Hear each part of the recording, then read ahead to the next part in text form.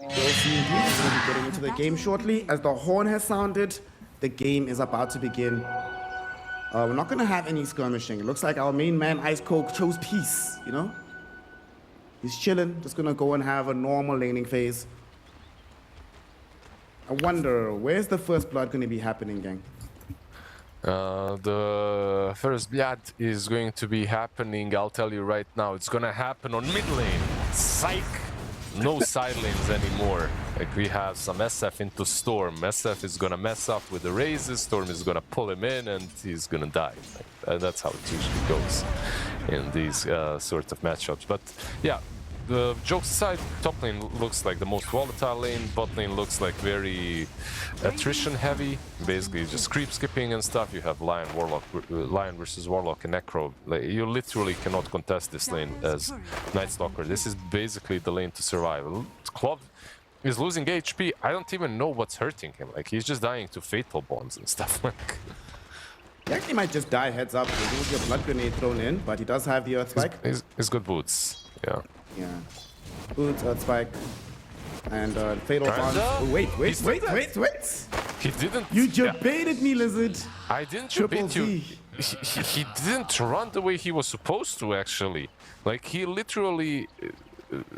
you know, he just took the free patting mode, just run the way that your hero wants to. He needed to run up a little bit towards mid, and then Warlock wouldn't get that right click in. He curved, you know, he took a turn to the right, so Warlock could hit from the cliff. Oh well, happens. See if he's going to be able to rectify such plays later on. That's looking top. Kismet with Lloyd is just farming away for now. Ice Coke extremely healthy, has a salve still, the stick. But he is super chilling. I suppose there is like still like between Lloyd and Sheep, they can still find themselves out of position, but so far so good. They've both been playing this adequately. Even between Kismet and Ice Coke, both of them extremely healthy in the lane. Yeah, the lanes are pretty chill for now. There's also this reasoning behind Tiny's build, right? Like, you're going for no toss mostly, especially when you're playing the carry Tiny, so you don't necessarily have as much kill potential, but you also won't most likely die as long as your Bane is around, as long as you have Avalanche available. When it comes to the mid lane, the lane is pretty even, right? Like, nothing crazy so far happening. This is also maybe a raindrop lane for both sides, we'll see. So far, nothing really happening as expected from mid. As bottom, Double S trying to drag away as many of these waves as possible. Clove did them a solid and killed the courier that was carrying the boots of the Necrophos. So we'll have a couple of waves where he's not going to just be getting chased down. But all things considered, he's actually doing really decently on this Night Stalker. Hasn't been pressured as hard as I thought he would. Yeah, there's Necro, even though he pressures you, as long as you don't try to fight him, he will always push in the lane. That's like the downside of all of his healing. He isn't healing only heroes, damaging the enemy creeps. He is healing his own creeps. So it means that equilibrium will be messed up. You can use that to your advantage. As long as he cannot dive you and zone you out to the tier 1 tower, you can at least get some CS under it. So overall, so far, so good, I would say, for Double S, considering what the lane he's put in. This is... yeah. This is as good as you can wish it to be. Clove is really... like, he's killing couriers, but he's not managing to creep skip at all. Like, he's half pulling, he's dying. It's a bit rough for Lion so far. It's also kind of rough for this Necro. It's like, seriously, bro, 2 sets of boots denied from my courier. Are you kidding me? Why is this happening? Yeah, true, He also got scouted when he was trying to go middle to set up that gank on the Storm Spirit. Unfortunately, there was already an Observer Ward from Q7 himself. So the Storm should be able to get 6 before he gets ganked. Yeah, Bane being mid is a bit worrying for Kismet on top, though. Like, he is left alone, the tower is being pushed in, but at least Primal doesn't want to make any sort of aggressive moves for now. I'm surprised. Very low. Yeah. Level 2 on the Fate Wall. They're actually gonna go through with the glyph, pop in the young blood grenade and make sure they get the kill. Like you said, the moment they clock that, wait a second, this Bane has left his carry alone. Makes the carry sort of free lunch for the rest of the lane. Yeah, I'm not really sure why they completely abandoned him. I don't think that Bane is doing anything valuable across the map, let's put it that way. But, or I should say more value than he would have on top, but a nice little sleep. Trample now, bro. I'd be so tilted right now because of how juicy this wave is. I'd be like, seriously, bro, that's a lot of farm you just denied away from me. Yeah, it's still gonna push him under the tower, right? Like, you cannot stop this amount of farm coming, but if he dies here, like, somehow, it's impossible, basically. But if he died here, that would be just absolutely insane. Oh, no, bro. Get him in with the avalanche. Ice Coke. There's... Does have onslaught, he just needs to get away from the vision.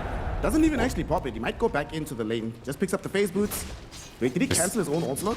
He did, but the thing is now, he's kinda low. Like, I don't even know. Like, he actually cannot farm this. They can pressure him, they can dive him, they can take the tower with these creeps. Rubik needs he needs support. Like, he needs more.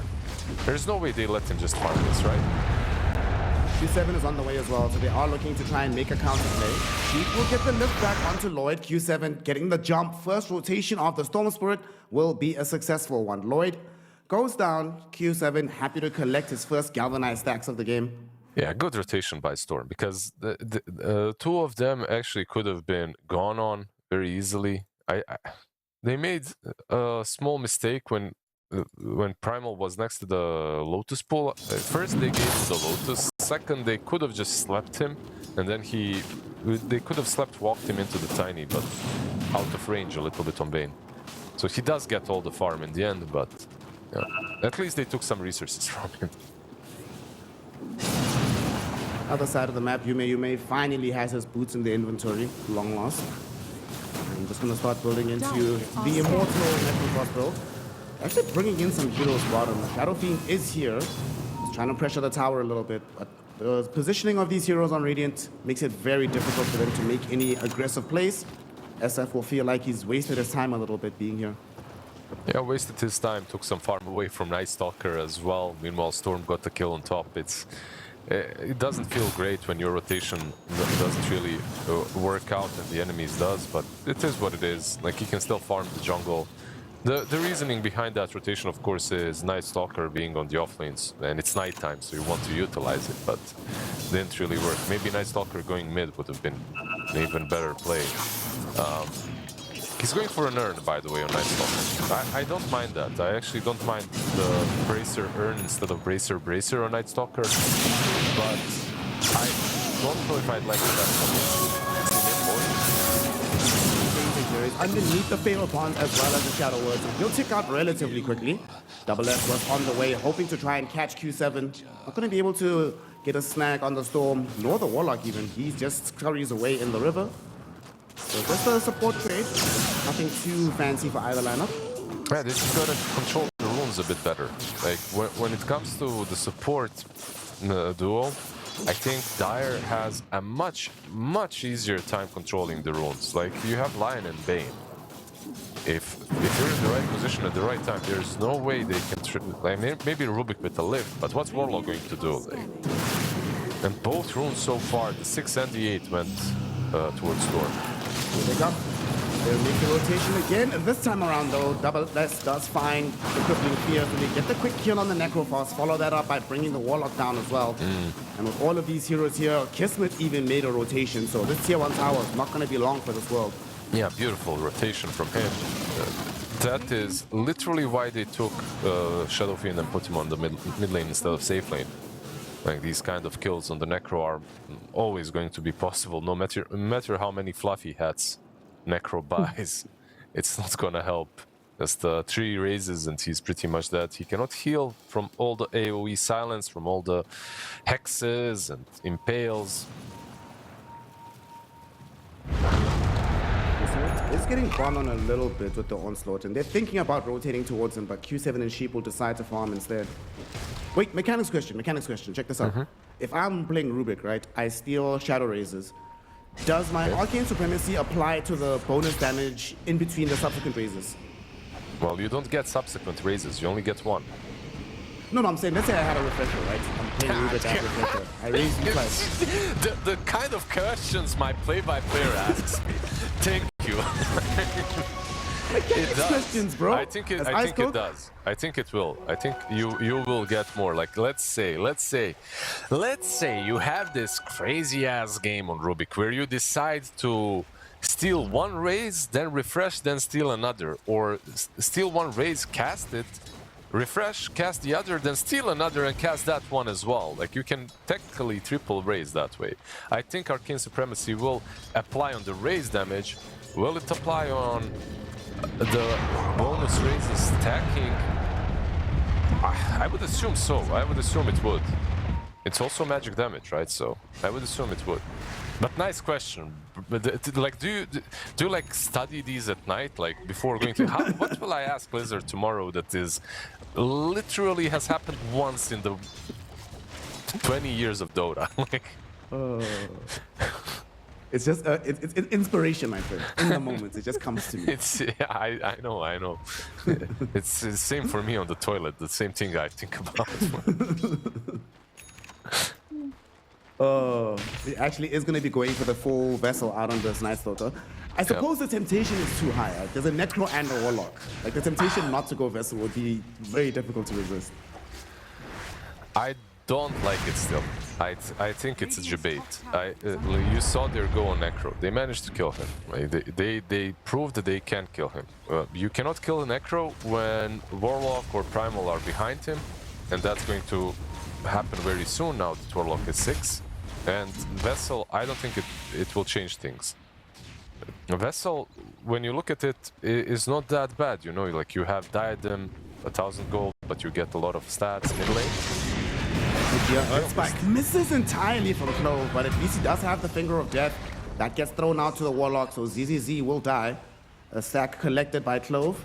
Will they try to go deeper for this one? Sheep is sitting in the middle of the wave. Clove trying to close the gap, not going to get there in time. It's going to be Ice Coke instead, revealing the Blink Dagger, coming through with the Primal Beast and bursting through the Lion.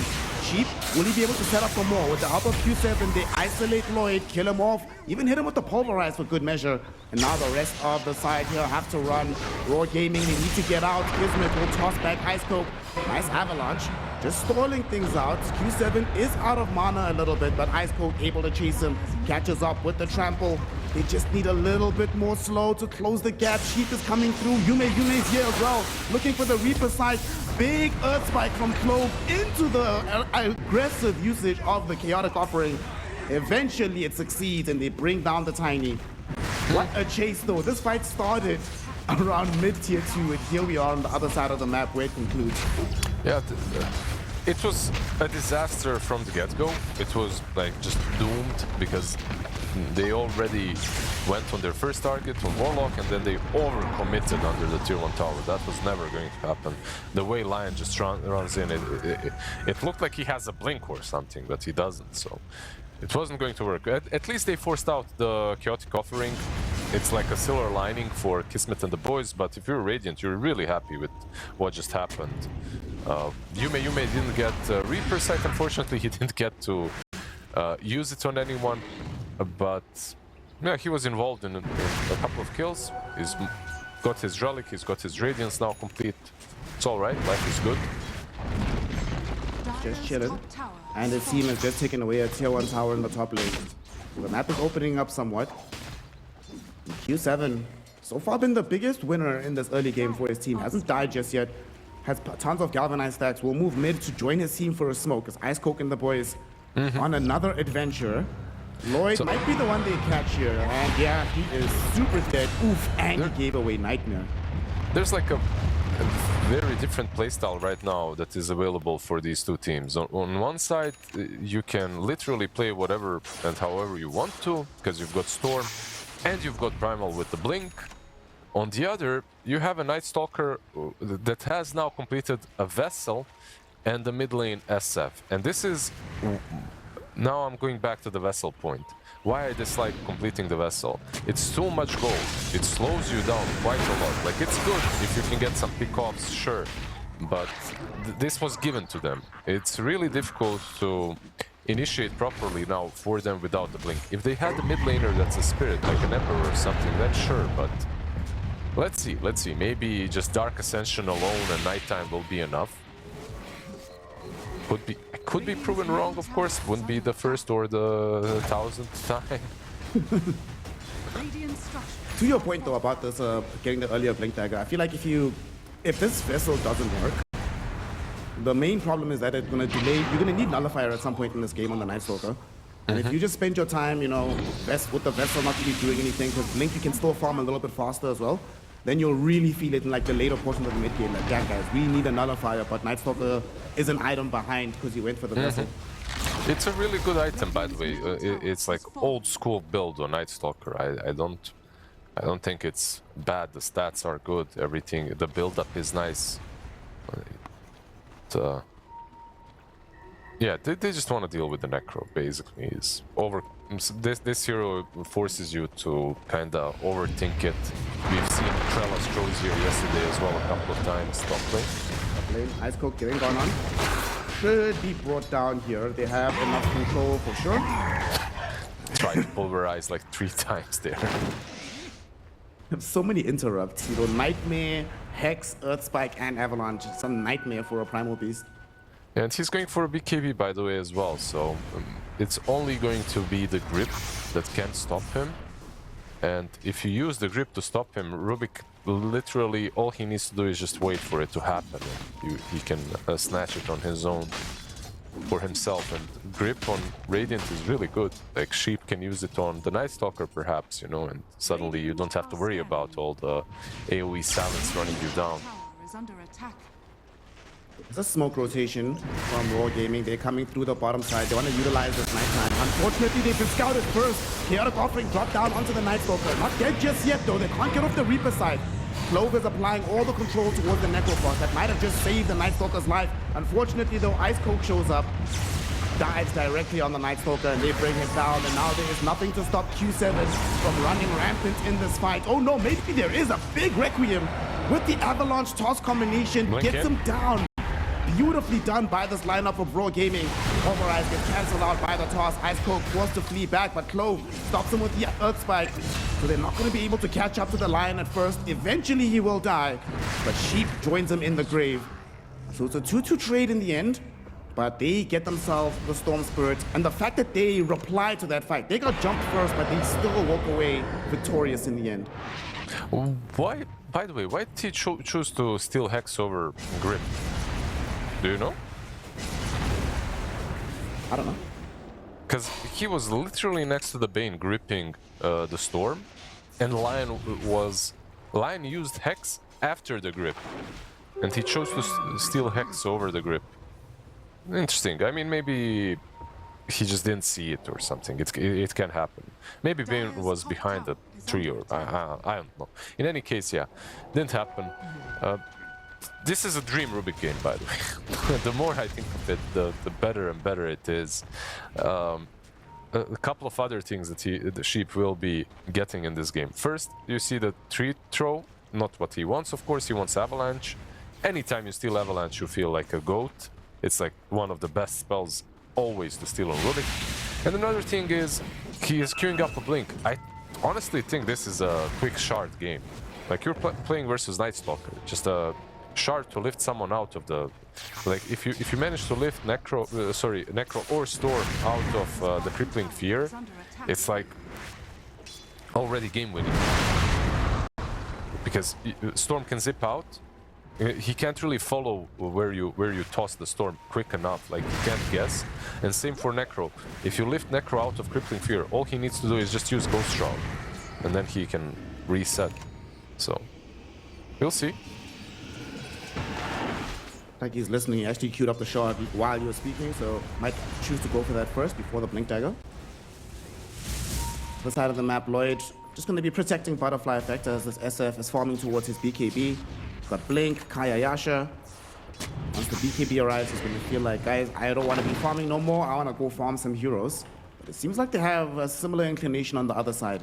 But we're so close to BKB. Q7 must be like, guys, it's too soon, I don't want to take the risk. Just give me 2 minutes, then we can go again. Radiant's top tower is under attack. Yeah, the BKB will be done Dire definitely are by scanning. the next maybe Tormi fight, so 20-minute mark, the rune. They're really setting up this time around, overcompensating a little bit, but second shield rune that SF gets, a really good rune for him, of course. Already a squishy hero makes him a little bit tankier at least. They've got a lot of good items on Dire, like you've got a Blink Dagger Night Stalker now, so the Vessel basically, the whole talk that I had about it was irrelevant in the end, nothing really happened. The Vessel wasn't really utilized, but there were no fights to... You could argue maybe that if he had a Blink there would be fights, but it was nighttime, they just weren't able to force anything great. But on the other side, of course, you've got a BKB Blink on Primal Beast now, and it's go time. BKB on Storm that you mentioned will be up in 600 gold, 500-ish. Break the smoke. Try to get away with the Glimmergate. But that's just doing your job as a support player. Nicely done, Lloyd. Make sure that they can still pick up the Shrine of Wisdom in time. Butterfly Effect will happily grab that, and definitely not worth a 4 or 5 hero rotation just for the Bane kill. Unless they get Torm. The thing is, like, their Tormentor isn't incredible, but it's not bad because they have Necro to heal them all the time. It's just that they don't have a ton of physical damage. So they're actually not going for it. I really think this is a missed opportunity. It's daytime, they won't be contested. Instead, they just go top, they split the map. I guess the fear is that the enemy team still has a tier 1, right? If they had already taken bottom tier 1, I think it's a lot easier to justify. But, Yeah, but when you they just have... but they still have Night Stalker, Shadow Fiend, you know? What if you're all clumped up on the Tormi, he blinks in, massive Requiem, you know? Nah, not gonna happen. I know, I'm joking. I can see your fears, but you killed Bane.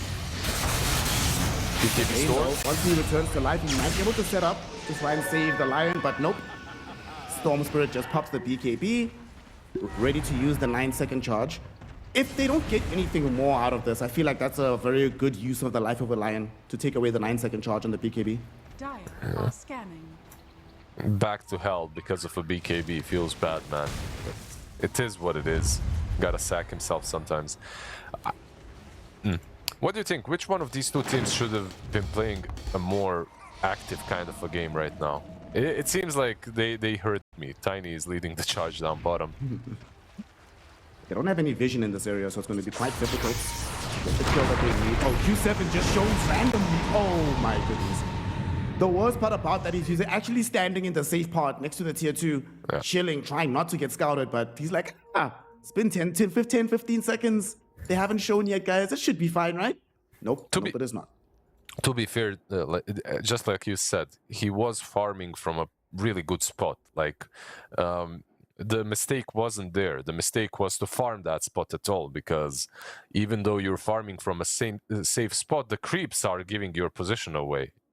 And you're playing versus Tiny, you're playing versus Night Stalker, you're playing versus Lion.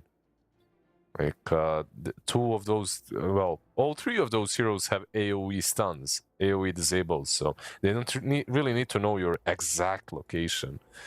I mean, greed, dude, like, greed is one of those things that, or efficiency, I don't know which way you want to call it, but it's kind of both at the same time in Dota. It's efficient when you live, it's greed when you die. That's how it always is. I mean, Dota in general just punishes you for overcommitting, and that it's not Dota, it's like any kind of a sport, you know, any kind of a game. Like, take chess as an example, right? Like, if you're just YOLOing in, unless you're like the equivalent of Miracle in chess, like Tal, you know, if you're just sacking your pieces. By the way, we have a Tal of our own as well. They had Mikhail Tal, we have a Tal of our own. We have Tal. Mid lane grip. Yeah. They have the Warlock as well. He's gonna get himself killed off. Also, you know, when you were asking just before this gank happened, you should have been playing faster. I think both sides. I mean, you have Storm Spirits, you have Primal with the Blink Dagger. I feel like there's a lot more potential for you to have done more with the game, and they started out doing it a little bit, but I think after that fight that they lost on bottom, it feels like Cloud Rising got spooked, and they were like, yeah, guys, we don't want to play super aggressively anymore.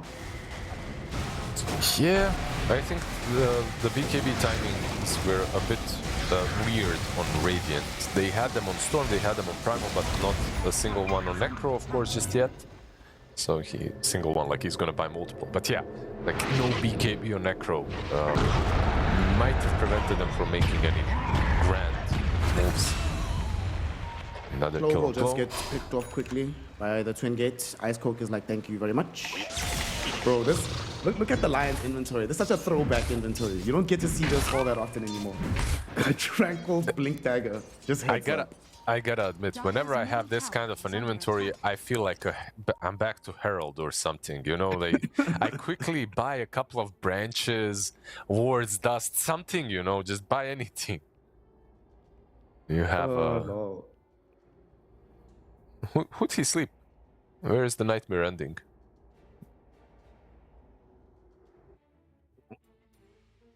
No one? Did he sleep? Yeah. I'm talking to my observer. You see, like we understand each other. He's waiting as well to figure it out. Don't worry, guys. Translator lizard for Chinese on the case. We got our man on the ground giving us the information and the updates. What are the people saying, Lizard? Give me a sec. Give me a sec. I got it. Camera activated. Okay.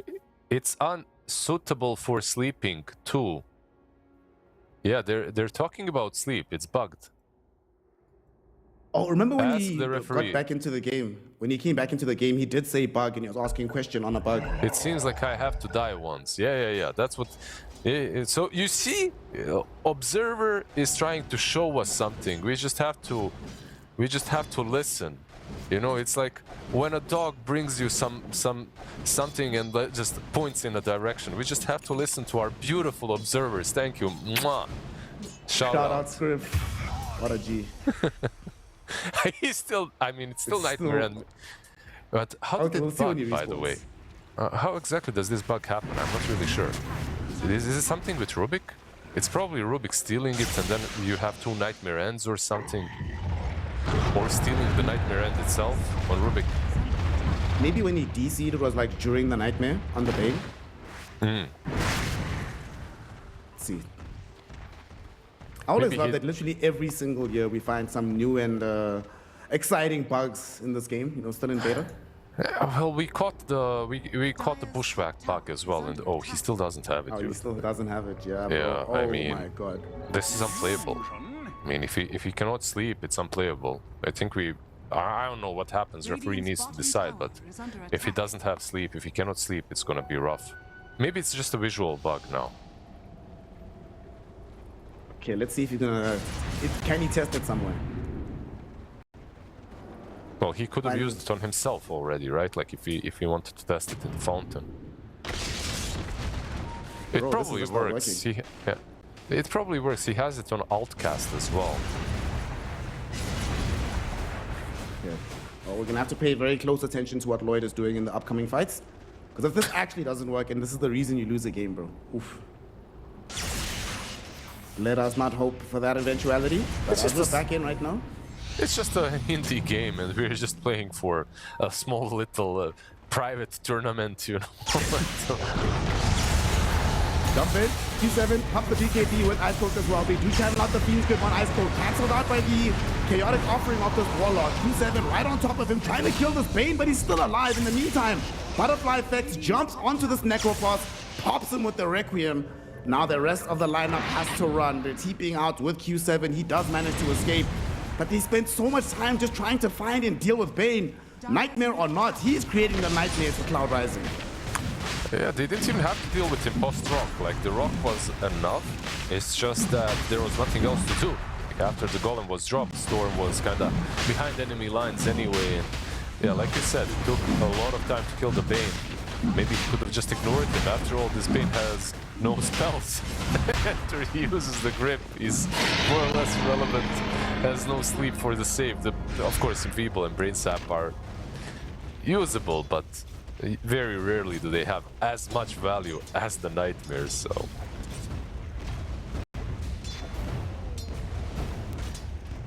We're seeing more and more of the weaknesses of this Necrophos. He doesn't have the BKB in these fights. Q7, he's actually... Night Stalker is still on Actually him. might be dead. Yeah, he doesn't have BKB. Still on cooldown. Kismet's gonna catch up to him. Find him with the Avalanche toss. Do they have the damage with the Vessel? They do. He goes down, however, Sheep with the stolen Requiem turns and they use the ultimate from this Necrophos.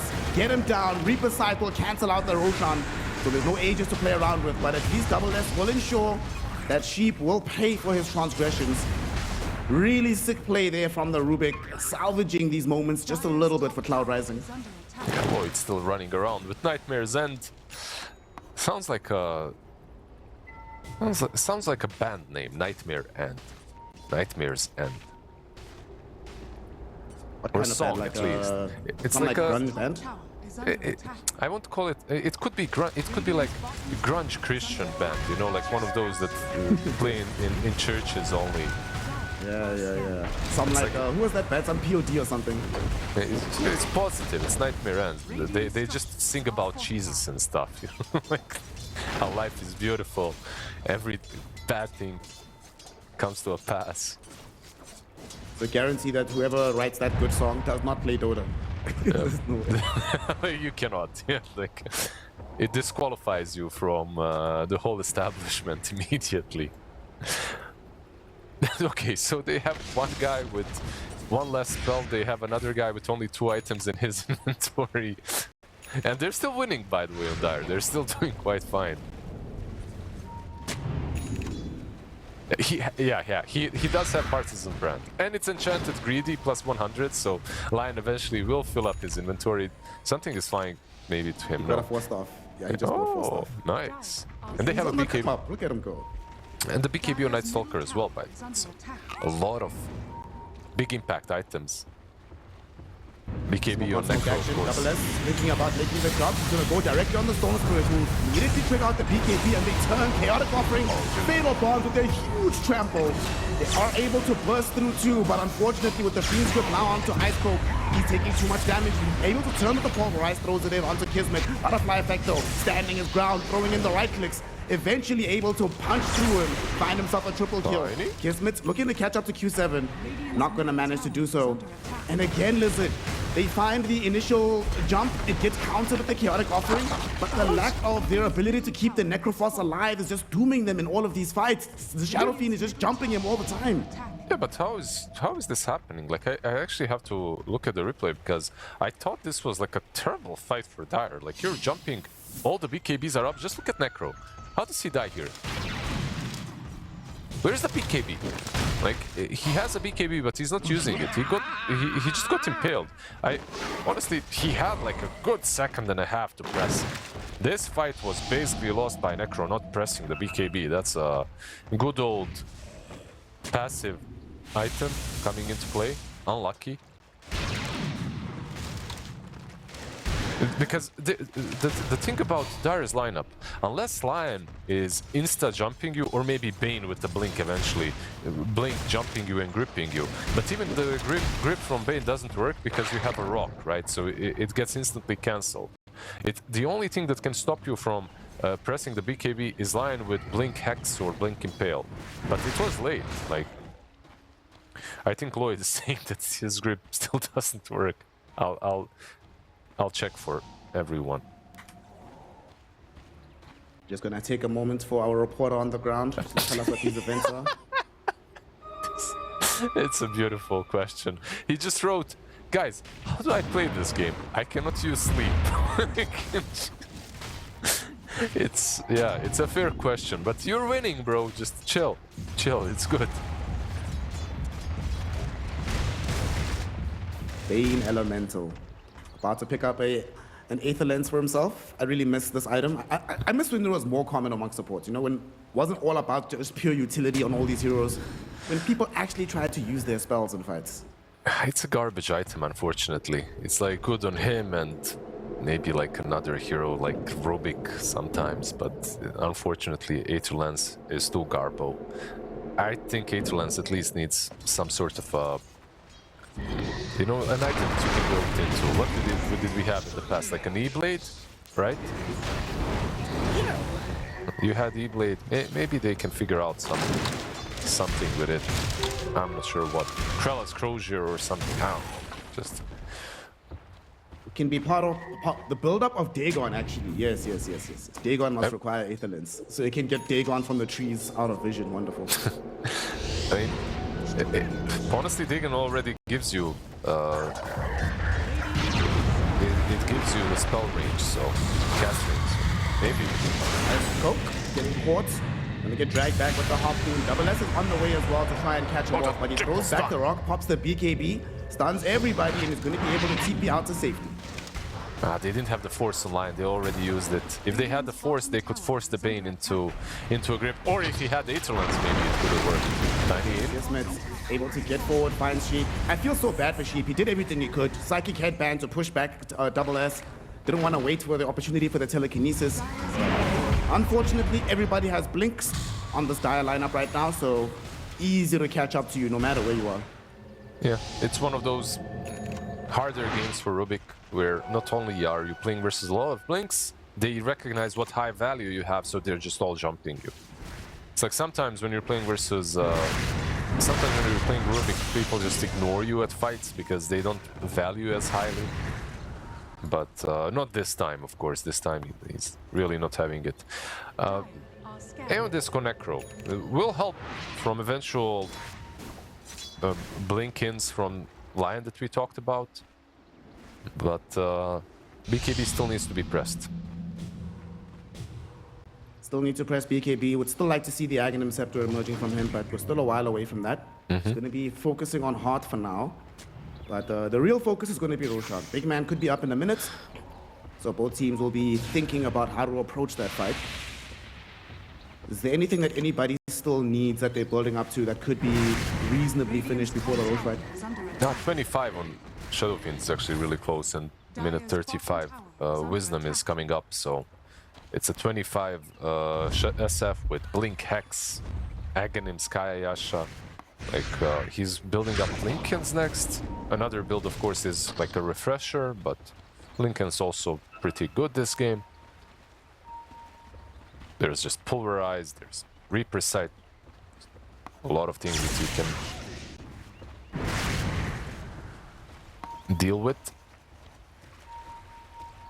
Woke up right now by the Cloud Rising boys. We're not going to find anybody though. Raw Gaming playing very defensively, maintaining their formation on the triangle, keeping vision, closing off the choke points. So the smoke is not going to go anywhere, unfortunately for them. It's nighttime, right? Like, minute 35, nighttime comes, and now they can fight on Dire. Radiant kind of missed their opportunity once again to do something before the night comes. Now Rosh, of course, just respawns as they do smoke next to it, so they don't want to go into the pit immediately. It is dangerous, like you're playing versus Warlock. Primal Axe, by the way, up in 1400 gold, but he's not going to have it. They will force this fight before, I'm pretty sure. One way or another. I want to go onto the high ground though, so they will come back. D-Ward as well, just try to maintain complete dominance over this area. Butterfly Effect will just go check. He's thinking about it. His team is having, you know, when you have that conversation about like, guys, we could actually take it really fast. He's doing it, we need to be 100% sure. He's doing it, This is like level 25 SF with raises. He's basically just soloing it at this point. But his teammates probably will connect, but he can start at least. And also just be a debate, because now that Roshan is roared, he gets bashed out on Butterfly Effect. Yume is actually going to go first. U7 looking towards bringing down Lloyd, and they are able to get the kill onto the Bane, but at the same time, they jump the Warlock with the Night Stalker. There's no Chaotic Offering. Buybacks immediately from the position 5s. This fight is not over. They have the outpost to TP to, but they can also come to the tier 1 tower. It's still available. U7 and the boys, can they get out? Flow, beautiful Earthbite onto 2. They found Yume, but they don't have the follow-up. U7 activates his BKB, goes back in, they kill off the Lion, he buys back. Lloyd, Beam Script out onto the Primal Beast. Can they get the kill? Huge Requiem comes out as well, but it's not enough just yet. It is enough to kill off the Storm Spirit though. He dies, does have not have buyback available. Ice Cold going back into the fray. Finding out the Night Stalker, killing him off with the pulverizers. Yume able to Tiny. get away from the Tiny, but now Tiny stuck in the middle of the river. And gonna get bailed out though by Clove, who comes through with the Earth Spike. Creates the opportunity for Kismet and Butterfly Effect to bring down Ice Coke. Yo, Clove was missing a lot of spells earlier in the game, but when it matters here, Lizard, he is laying out some banger Earth Spikes in these late game fights. Yeah, he truly is. Like, he needed to buy back, of course, to make this happen, but why not? You have tier 1, you have Outpost, and now you have Warlock as well. Dying back, this opens up Rosh immediately. I mean, the Rosh was free for the taking even before this one. The moment Necro TP's down bottom, Rosh is yours, and they will take it. So what happened in this fight is Tiny was solo fighting the Necro, but he never used the BKB. And then when they committed hard on the Tiny, he just presses BKB, there's no Reaper sight available, and that was a huge debate from him. So very nicely done by Kismet to save the BKB until it was really necessary. Like, he was 60, maybe like 55% HP, like a lot of carries, me included, would have pressed that bad boy fighting into a Necro, just fearing the Reaper sight. But yeah, had no fear, ice cold, and doesn't need buyback as well now because he does have an Aegis. I thought Mofia was an Eastern European player. Well, he was, but I think he played in China for a bit as well. Like, he moved. I think he played somewhere in China or SCA. I definitely remember. Now they have the Aegis though. This game looking very solid for Roar. And the one item that we were talking about much earlier in the game is now available for the Night Stalker. This Nullifier. This feels devastating to deal with. When these BKBs are down, Primal Beasts, Necroforce hate operating underneath this Nullifier. Just the raw damage output, I feel like, is a problem for Radiant at this point. They itemized very defensively, but they didn't really do a lot with these defensive items. The only hero that I can see making a huge difference is perhaps the Primal Beast. He's got Aghanim, he's got Shard, BKB, Shivas. You know, if he jumps in, like, maybe he can make the deeps, you know, matter. But Storm and Necro at this point, like, they aren't really doing it. Necro at least finished off his heart, so even with the Nullifier, he's a pretty tanky boy that you need to go through. War Gaming will claim themselves another 2 minutes. Oh, Clove! Down bottom again, starting up a fight. Butterfly Effect will follow up with the Requiem, but they are going to turn on them. BKB's up with the pulverizers. Butterfly Effect though doesn't die just yet. Trying to get himself away, but Double S jumping the backlines yet again as the Night Stalker. Him and Kismet, they kill off Sheep and the Warlock. Ice Coke though, and he's able to get vengeance by bringing down Lloyd. And Yume finally able to get off a good Reaper side, bringing down the Shadow Team, ending a massive streak, but the fight's not over. Kismet and Double S, they're on the backlines looking towards getting the Primal, and with the help of Clove, they get him. But it does cost Kismet. Does have an Aegis though, so he'll return ready for round 2. Kismet chasing in, looking towards bringing down the Stone Spirit. X again from Clove. They have the follow-up damage. Avalanche toss, there's the jump. They do find the kill. Stone Spirit is dead, and now all of a sudden, Yume very isolated. There's that Nullifier to immediately break the air on this. He is in trouble, and he knows his life is forfeit. They end up taking the Shadow Fiend, they get the Bane, but it costs them a full team wipe in the end. They even lose the Warlock Golem. Have some mercy, Kismet.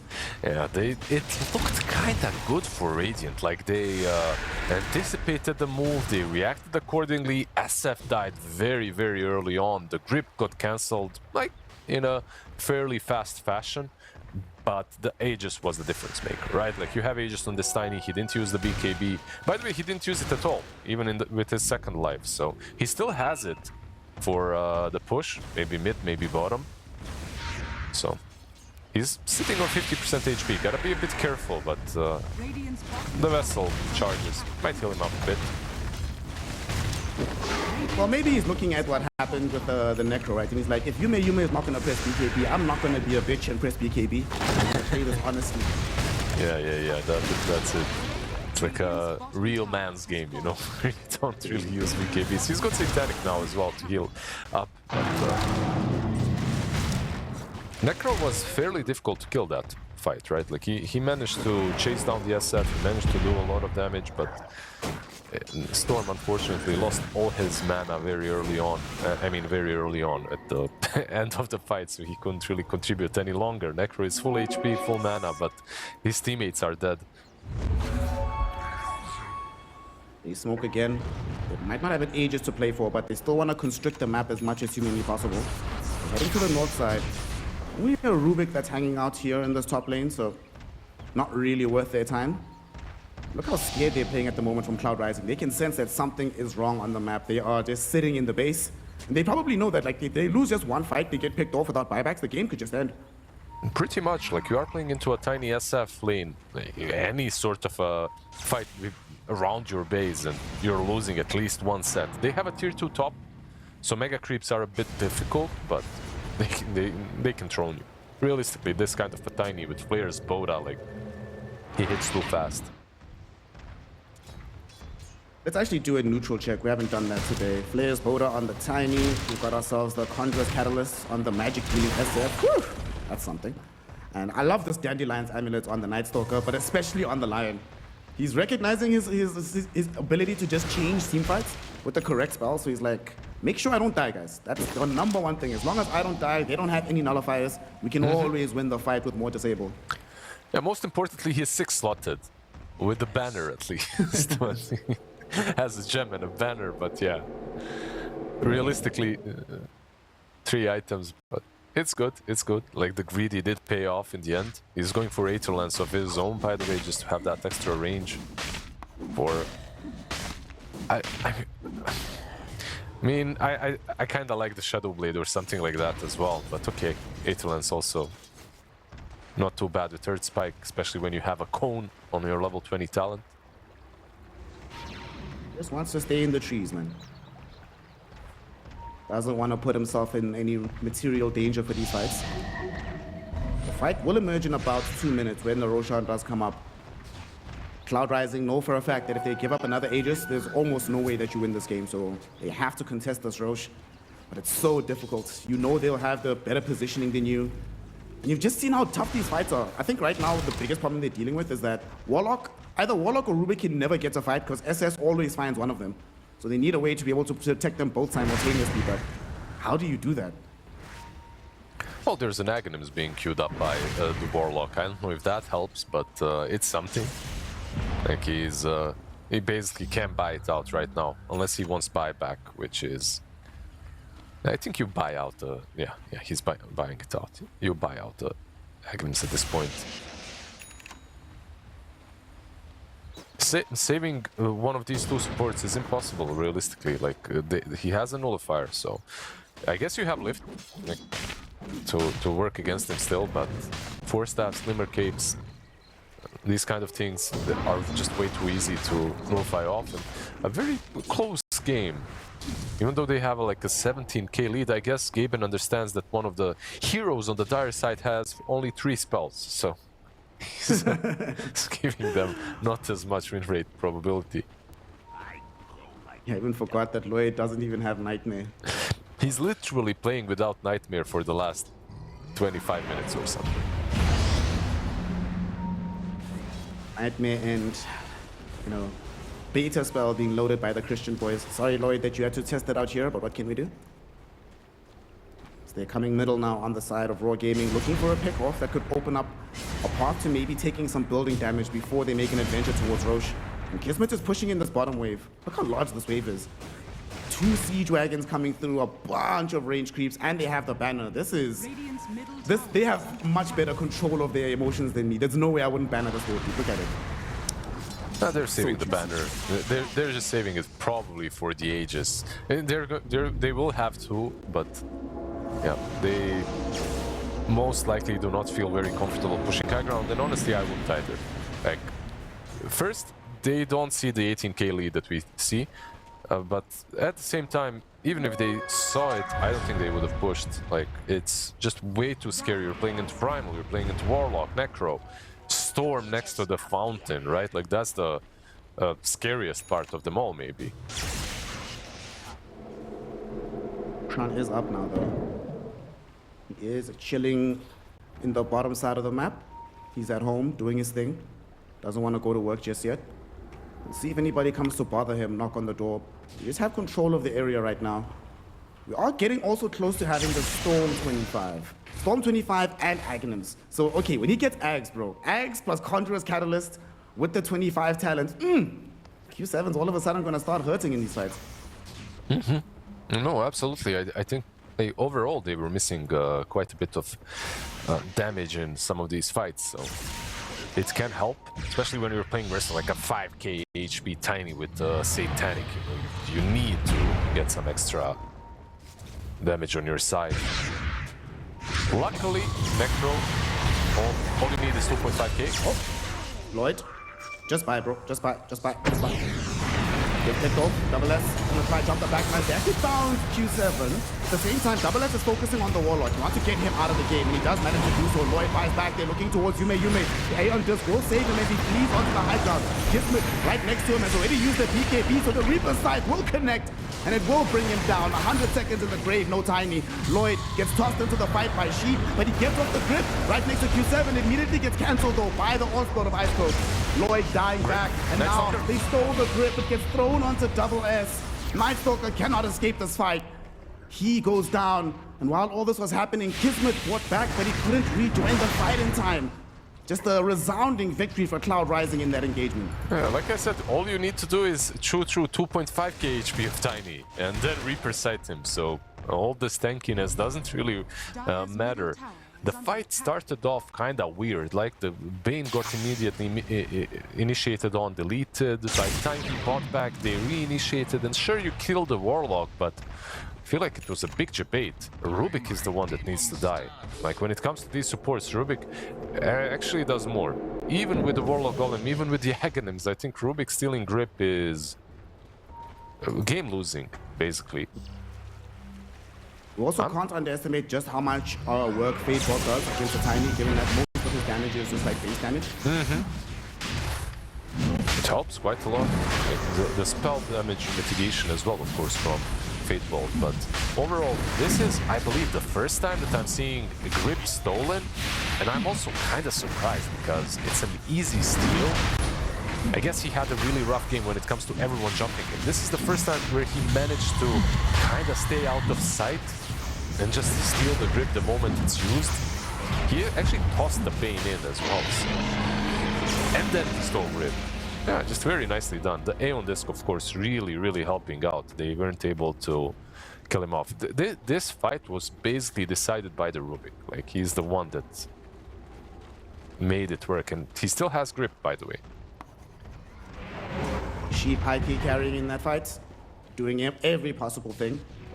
Shows how much impact you can have as a support when you have more than 3 spells. Unlucky. One hero has now an Aghanim queued up as well, which he will get eventually, and another. So he's gonna have like 6 spells, and on the other side you have a Bane with yeah, just 3. Still Commander net worth lead right now. However, it does not feel nearly as solid as it used to in the game. They're being smoked into. The first time in quite some time we've seen them confidently go to the other side of the map. Kismet gets scouted out here. He will receive the Lincoln Sphere, drops down the Avalanche as well, able to blink away in time with the Harpoon. Not using the BKB, they get the Hex out onto Yume. They will be chaotic offering drop down. They're looking towards Clove though. Q7, he wants the Lion, he wants to try and kill him as soon as possible. Lion, will he die? Not just yet. Requiem comes out, but it's not enough to save him. At the same time though, the Requiem damage did manage to pop through the Necro and the Primal Beast. Both of them have fallen. Necro will return thanks to the Aegis. Q7 kind of look towards Lloyd, but he's very low on HP and mana. He needs to be careful here. Avalanche will come through from Kismet as they find the 2-0 Avalanche. He is down. Double S was chasing down Rubik and killing him. So he is dead too. Now, I've seen this movie before. Yume all alone, at least able to get off the Reaper side onto Clove. But the CB, he knows full well that's not going to work out. They of course can do it. Yeah, are you sure? Can they? Can they? He pops the Ghost Shroud, running themselves away. Look at how low Butterfly Effect fell. Doesn't feel confident on the chase anymore. Kismet still on it, doesn't want to give this one up. He's out of mana though, so this lost salvo of spells he can actually utilize. Go Shroud with the Shiva to slow him down. He's so damn tanky. Gets pulled back. Do they have the damage? They just need a few more spells and they got it. Butterfly Effect almost dies in the effort, but they eventually secure the Necro, and as a result, get another team wipe in the game. Yeah, that looked really scary, going for the Necro for as long as they did. He looked, at this point, what the hell, -4? That's a interesting number, but yeah. 15,000 damage in one fight. Yeah, that's the better number. 11k on Tiny, 15.5k on Necro. Of course, Necro has this insane sustained damage if we can keep on dishing it out. He is buying Aghanim's Blessing next, by the way, and that significantly buffs it up as well. Unlucky for him that he didn't really get too many Reaper sights this game. He's got like 3 stacks only, but it's okay. Like, you still have the heart. He's got a lot of region overall, so. Level 30, by the way, about to be there for the Necro too, so maybe a Wisdom Shrine that he can pick up. Get that level 30, get that minus 2.5 seconds death pulse, like against Pan, it's a machine gun death pulse. He's probably thinking it's kind of unfortunate he didn't get the bauble. Would have been nice. Poor Lloyd. Not only does he play with 3 spells, he's now got the most deaths of all the TI qualifiers, 14. So, having a rough game here. But this Warlock can easily match him though, right? Like double S, if he keeps just focusing on the Warlock, he might be able to get him to 15 in this game. Absolutely. High ground push is still going to be... Look, I think we are getting to our tier 5 items. Why I'm saying, unless something crazy happens on the map, Dire, they just cannot push. Like, the way I'm looking at this draft, you're playing into Storm Necro, we're in for a long one, my friend. Unless some really big mistakes happen. If you play this game properly, pushing high ground for Dire at this point is, even with Age, it's difficult. So it's on Radiant to make plays, I feel like. It's hard for Bane, by the way, speaking of his deaths, it's hard for Bane to survive without sleep. Like, it's his best saving tool for himself or for someone else. Another problem that he has by not having sleep is it's one of the best tools that they've got versus Necro's sight. Like, with sleep, you can actually cancel out the damage if you time it correctly. And yeah, you don't have sleep, so you can't use it. It's very sad. Ah, Lloyd. Well, don't worry, my friend. We'll get you a nice tier 5. Maybe that'll make the pain go away. Yeah, maybe a tier 5 that brings back one of the items that you had.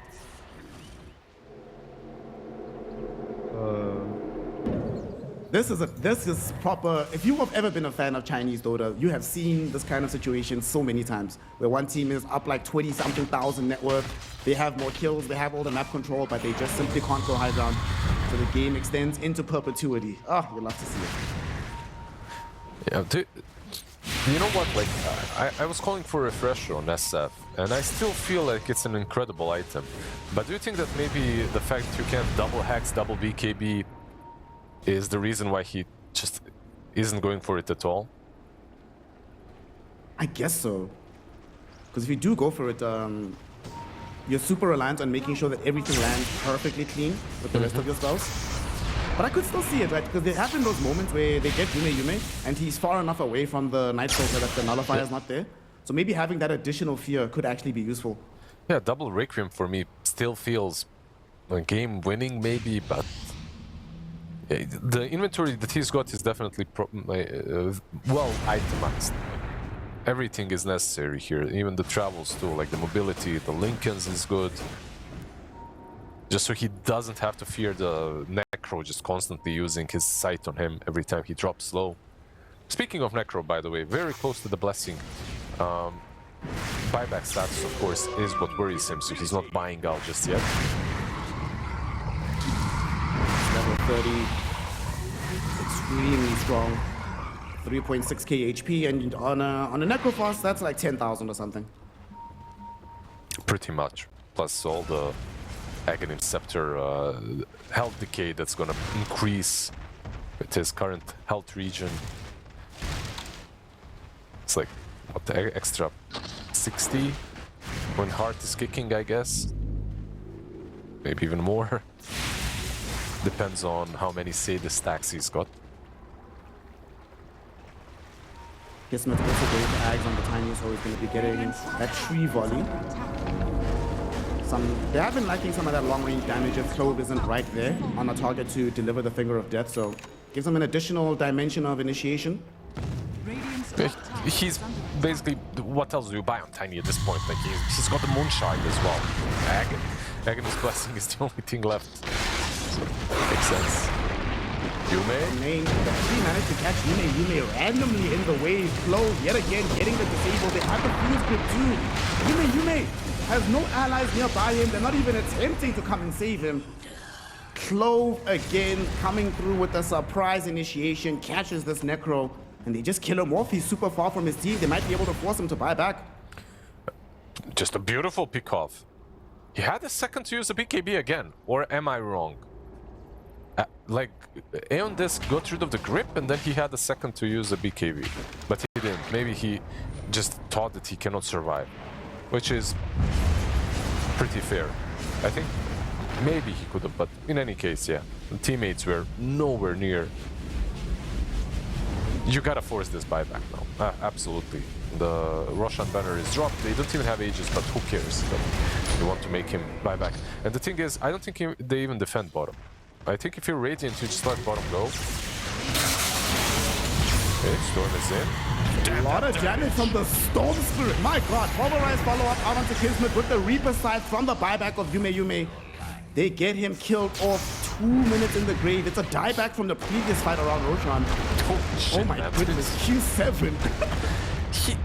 Tiny lost half of his HP in that one ball lightning, basically. That's the 2.8k damage. So Tiny is sitting on 5.2, so even more than 50% he lost. They did buyback on Necro, of course. So it's going to be most likely a buyback for a buyback. The thing is though, can they even force them to buy back? Where do you push from? Top is pushed out. You'll find Lloyd, whatever. But like, top is pushed out, there's still a tier 2 middle, they still have glyphs, the 4 wave is available bottom. I think you actually might be able to make it at the time. Well, it depends on rush timer, right? Like, when it respawns. And are you happy playing against Aegis? I'm not really sure they are. Let's see, 60 seconds on the Tiny. Rush still isn't respawning, so they're kind of lucking out when it comes to the respawn timer, at least. Well, at least use this time to finally bring down the tier 1 tower bottom. Maybe try to claim this outpost as well. But waiting for Rosh is the name of the game. And like you said, unfortunately, Roshan is only going to be coming back once the full complement is available for Raw Gaming. So might as well just claim the tier 2. They're not going to fight you right now. This will give you more gold. What do you buy now, Yume? You're not going to have buyback for a long time. What do you do? Do you just buy some Moonshard just so you can say you spent the money? I don't know if I would buy Moonshard on him, but there's definitely something that he can go for. Like Moonshard, not really necessary on Necro. It's not like you're going to right-click a whole lot, 200 damage. Oh, he bought out on the butterfly, okay. We're screwing up the data. Oh, he switched up the item bot completely on SF. Yeah. He's going full on right click, so Daedalus and Butterfly now. This is a point in the game in which you don't really know what to do with your gold any longer, so you're just switching things up. I kinda liked his Hex build as well. I think it had a lot of value, like you're playing versus Storm versus Necro. But alright, like, he goes for the deeps instead. Smoke up by Raw Gaming. They want to find a catch and maybe end the game right here and here. Yume, no! Clove again finds the catch, but they don't have the follow-up just yet. Yume now able to get back into the engagement, looking towards Kismet. They get the grip out though on this young Primal Beast. Primal falling extremely low, not dead just yet. But they also get out the Reaper side of the Kismet. The Tiny is down, he buys back instantly. And they still haven't lost this Necro boss because they're just melting through the Shadow Fiend. Q7 with the newly picked up Parasma showing off his right-clicking chops in this fight. And as much focus as they put on Necro and Primal Beast, Storm Spirit is the final boss. Cloud Rising decimate Raw Gaming with a Storm? massive amount of damage Look from at the the Necro in damage. this form. Yeah. It's actually the Necro. When I said melting, they're burning from this putrid Necro force. They're just stinking everything around him. Like he's just using his newfound Aghanim Scepter to obliterate them. Like initiating on a Necro this deep was perhaps game losing. They overcommitted, they overextended. Their lines were too thin. Just trying to get the primal piece. Sure, you get him, but at what cost? Necro is untouched, and he's the main target. He's the one that needs to die. Guess what? You don't have that magic damage burst from the SF that you used to, so the Necro isn't really dying. You don't really have a hex on him as well. I don't think that would have changed a lot, honestly. I'm just harping a little bit about his item choices with this switch up. But in any case, Necro now without buyback, but will have an Aegis and a beautiful fight from Radiant Storm, of course, already pushing. He picked up Prestigion Desolator as his tier 5, so Yeah, he pretty really good. is a right clicker now. I love how both mid players turn into right clickers in the late game, but one of them is way more impactful than the other. I want to see him buy a Moonshard, by the way, with the Storm. At this point, why the hell not? They have all buybacks, by the way. They are respawning. I believe they still have buybacks, pretty much, yeah, on everyone but Tiny. Dyer's Not even here, though. They are gonna try and burst through this Aegis. They don't manage to do so. Double S, though, is gonna go into the backline. Meantime, though, Chaotic Offering dropped onto the head of the Shadow Fiend. Butterfly Effect trying to stand his ground, but he will be thrown into a Pulverize, beaten into the ground, almost killed off. Q7 can't get him, though. The Requiem comes at the perfect moment. Flow follows up with the chain disable out onto the Primal Beast. Ice Coke able to get out, though, as Q7 re-engages, looking toward the Shadow Fiend, able to get him, forcing out a buyback immediately. Primal, by some miracle, is still alive throughout all of this. Doesn't actually die. In the meantime, on the back lines of the fight, Double S and Kismet doing their utmost to try and stall this out. They have managed to bring down the supports. Buying back immediately is going to be key. Back in the fray. Storm, he got found by the Lion again, and now they have to catch onto Yume. Yume, the Necro is dead. He's the one that has the Aghanim dieback timer on him, because 2 minutes, no Necro fast. Triple Z, he gets caught by Kismet as well. Burst through by the Tiny. All for a kill for him. You gotta give the brother the Rampage. He's looking for the next target. Sheep trying to get out. Rampage? Sheep, he went right into the path of Kismet. Kismet, does he know which direction he went? No. Sheep has managed to juke him out, so he denies him the Rampage. For now? Let's see. For now? Kismet he sees it. He got him. Hey, on this, go trigger outs. Double toss will be there. Kismet chasing him down. Here comes Double S on the Night Stalker. He doesn't have the vision, the jukes of Sheep. And honestly, outside of the play being visually impressive, this has brought them so much time. If he doesn't do that, Kismet's just beating down on your barracks right now. Or the throne. Yeah, definitely. Like, this was a really good play from him, buying at least some time. They still have a full minute to work with, but of course Storm Spirit will be trying to dodge out all these creeps. Do they maybe have... They don't have a flag, right, on Dire. They don't. And they also don't have a glyph to work with, so... Tiny is still going for throne, of course. Like, that's the only thing to go for at this point. Double stun. And the grip. It's done. A grip stolen though. Oh no, he stole the brain set. So that's not so bad. Still, the tier 4 tower is still alive. Hasn't been taken down just yet. Glyph has been activated. And now Butterfly Effect. He gets involved as well. Q7, BKB out, goes through with a big vortex. But it's not enough. They don't have the follow-up. The first tier 4 has fallen. They're going for the second one. Primal Beast up in 9 seconds. Can they do it before he comes back? Q7 doing what he can, but between Butterfly Effect and Kismet, they have all the physical damage in the world. They destroy the Ancient. GG is called. Raw Gaming secure game number 1. Dude, what the F was happening in this game? Like, how one moment ago, I'm thinking, yeah, they're winning this. They have Hoodwink, one of the most broken position 4s in the game. It's like, guys, you have to. You don't have a choice here. With a draft like this, please impress us, boys, for game 2. 30 seconds to You're calling for game 3, I see. That's what you're expecting. I honestly can't see it going anyway. Like, after game 1, I wouldn't... I'd be... If you're betting on this game, you're like the guy that bet on Spain $1 million against... I don't know what country that is even that they played against, but in any case... Yeah, I would not be betting on this. We Losing. also saw yesterday that like we had one game in both of our series. The first game was very even, relatively back and forth, and then the second game was just a stop. So that Yeah. could still end up happening here as well. It happens sometimes that you calibrate against the team. You know, you're not really super confident at how good or not good they are in relatively to you. And second game, if you're a stronger team, the first game you can be a little bit too conservative, and then second game you just realize, okay, guys, we can be a little bit freer with our playstyle.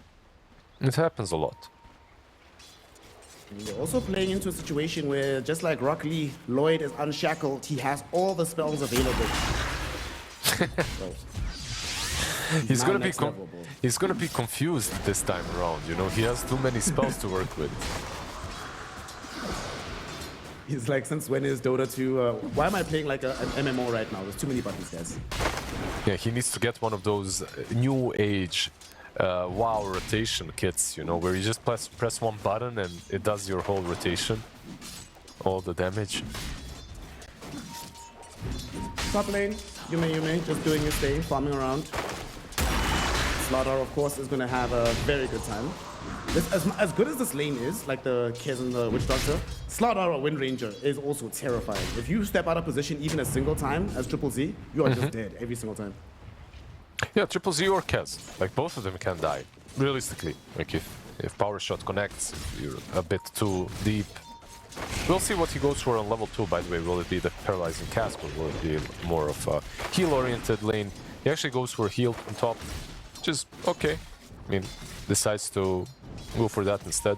They're wasting Maledict a little bit on top on the Wind Ranger, by the way, while she has Wind Run, so gotta be a bit more careful with that. Bot lane, did they use meta yet? No, still no meta usage, so.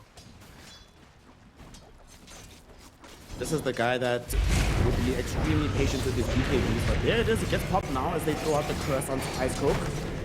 Last word is there as well, but Sheep was there immediately with the bushwhack. So zones back to TV, can't keep pressuring Ice Coke, but they can pressure this tower. It's a fairly large wave that they have right now. I've seen some TVs even lift this wave to put as much pressure on the tower as possible, but I doubt it's gonna do it here. Yeah, they didn't have Reflection, so Blood Grenade wasn't used. Like, if they had Reflection, maybe Reflection plus Blood Grenade, then you have some kill potential.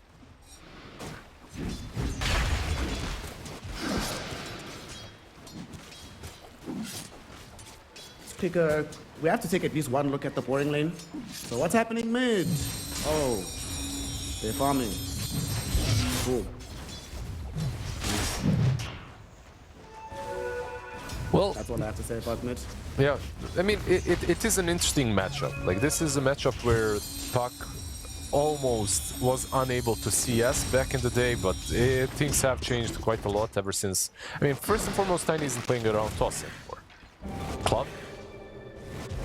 Trying to TP out right now away from this Witch Doctor. Will be able to get out just barely. He TP's in behind the tower, so he's gonna have to ferry in some additional regen. That will leave him a little bit low, and perhaps Shang-Chi might be in danger on the next go once they get to the level 3 on the Witch Doctor. Yeah, they're already winning, at least when it comes to top lane. The CS is more or less the same.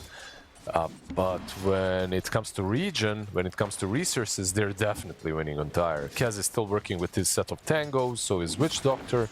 Meanwhile, on the other side, the first Sal was already ferried out and used, so it's, they're in a better spot on Dire, for now.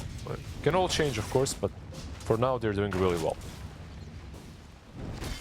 Bottom Kismet did end up falling very low. Don't really know what happened to him.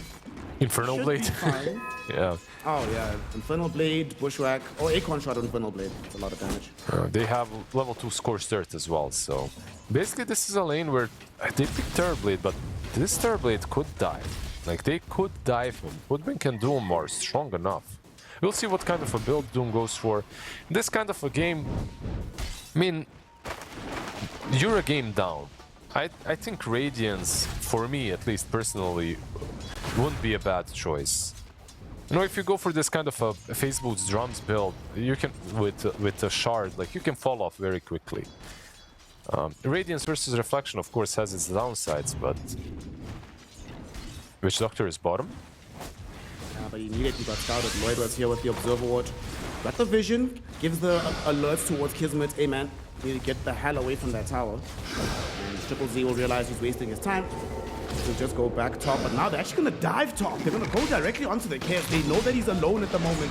Blood Grenade dropped down, they found the crush, trying to parry some of this damage. And they don't have enough in the end. They even forced through Sheep to make a rotation. But still, good awareness on the side of Raw Gaming to try and make something happen when they knew that they had the numerical advantage.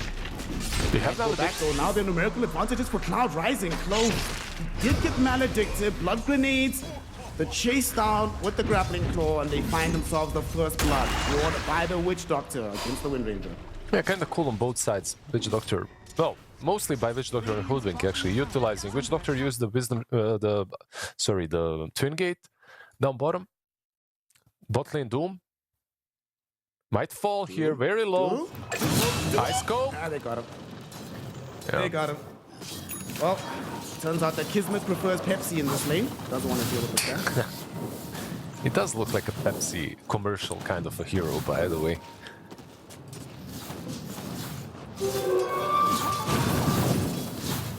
Now that Doom is out of the picture. While making a move towards mid though, Lloyd has rotated here after ensuring that this Terror Blade will stay living. Q7 forced to jump back, does have Triple Z next to him with the heal, so the Voodoo Restoration ensures that the puck A-OK.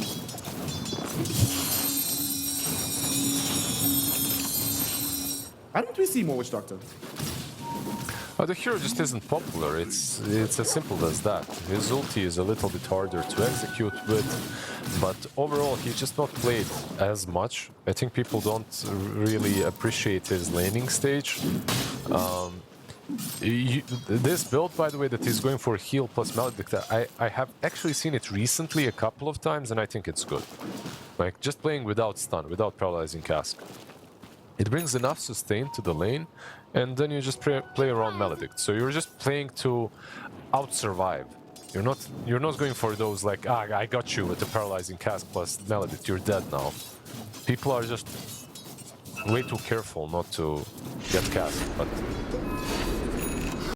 if you can put some Kezrai Katana stacks and Maledict, like, you can already zone heroes like Slardar out. There's some utility for it later, I guess, because you have Slaughter and the Tiny, both of them want to be deep in the fight, so at that point, paralyzing cost could be useful, but I'm with you. But it's not the biggest deal in the world right now. Yeah, the cask is an amazing spell. Of course, you want to get it, right? Like, as soon as possible, but it's just like, do you get more value out of the heal early on? You probably do. Bot lane, they're diving. Alright, behind, looking for Kismet with these Scorched Earth. Not going to be able to get him, so they'll settle for Lloyd. Clove is coming through though. Misses the shackle shot. Kismet now popping the meta. They actually want to chase him down. He got slowed down by the remnants of these spells from the Silencer. So Ice Coke does get the kill initially on Silencer, but from beyond the grave, Lloyd gets his revenge. Sets up Kismet for a great kill on the Doom. Yeah, nice little rotation from Kez to try and get something, but not gonna work. Same for Witch Doctor. He might even get caught here. Shackle gonna be there to interrupt. And Kismet is like, thanks, bro. I needed some HP. Sunders him, right clicks him down. Yeah, Doom so far isn't really... I mean, he's farming well, but he has 2 deaths to his name. First time he dies without getting anything. The second time, at least he gets an assist. Pushback, unfortunately, missed. I think they're doing really well down bottom, by the way. On Radiant, that is. I think this lane could have been a lot better for Doom plus Hoodwink if they connected all their spells properly.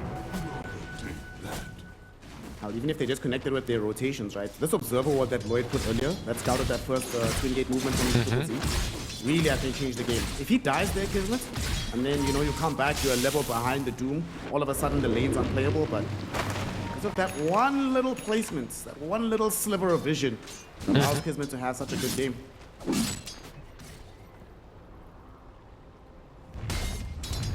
Echo Saber Tiny, by the way. Like, he's not going for Blink. I have seen it a couple of times from the mid lane, going for this kind of a build. Like, you're basically playing mid, but it feels like more or less you're playing the carry. Eventually, like an Aghanim Scepter or something. We'll see if he goes Echo into Blink or Echo into into Harpoon. Both are decent options. I would like to see a Blink eventually, though. You gotta find a way to play this game. I guess you do have Slardar, so eventually he will have the Blink. I suppose as well, you also don't want to fall into that trap of when the Slardar's moving around, all you have is Blink, you don't provide that much damage additionally. So, want to make sure that he can still scale. Yume, he's chilling, gets Corrosive Haze, but got the Voodoo Restoration right next to him, so he should be fine. Terribly, though. Actually, they're going to smoke towards him with the puck as well. So you want to find Kismet. He's in the jungle. Puck sees him, and they get the silences out. There's going to be the King Coil. Sheep doesn't have the level 6, but he got off the Sunder.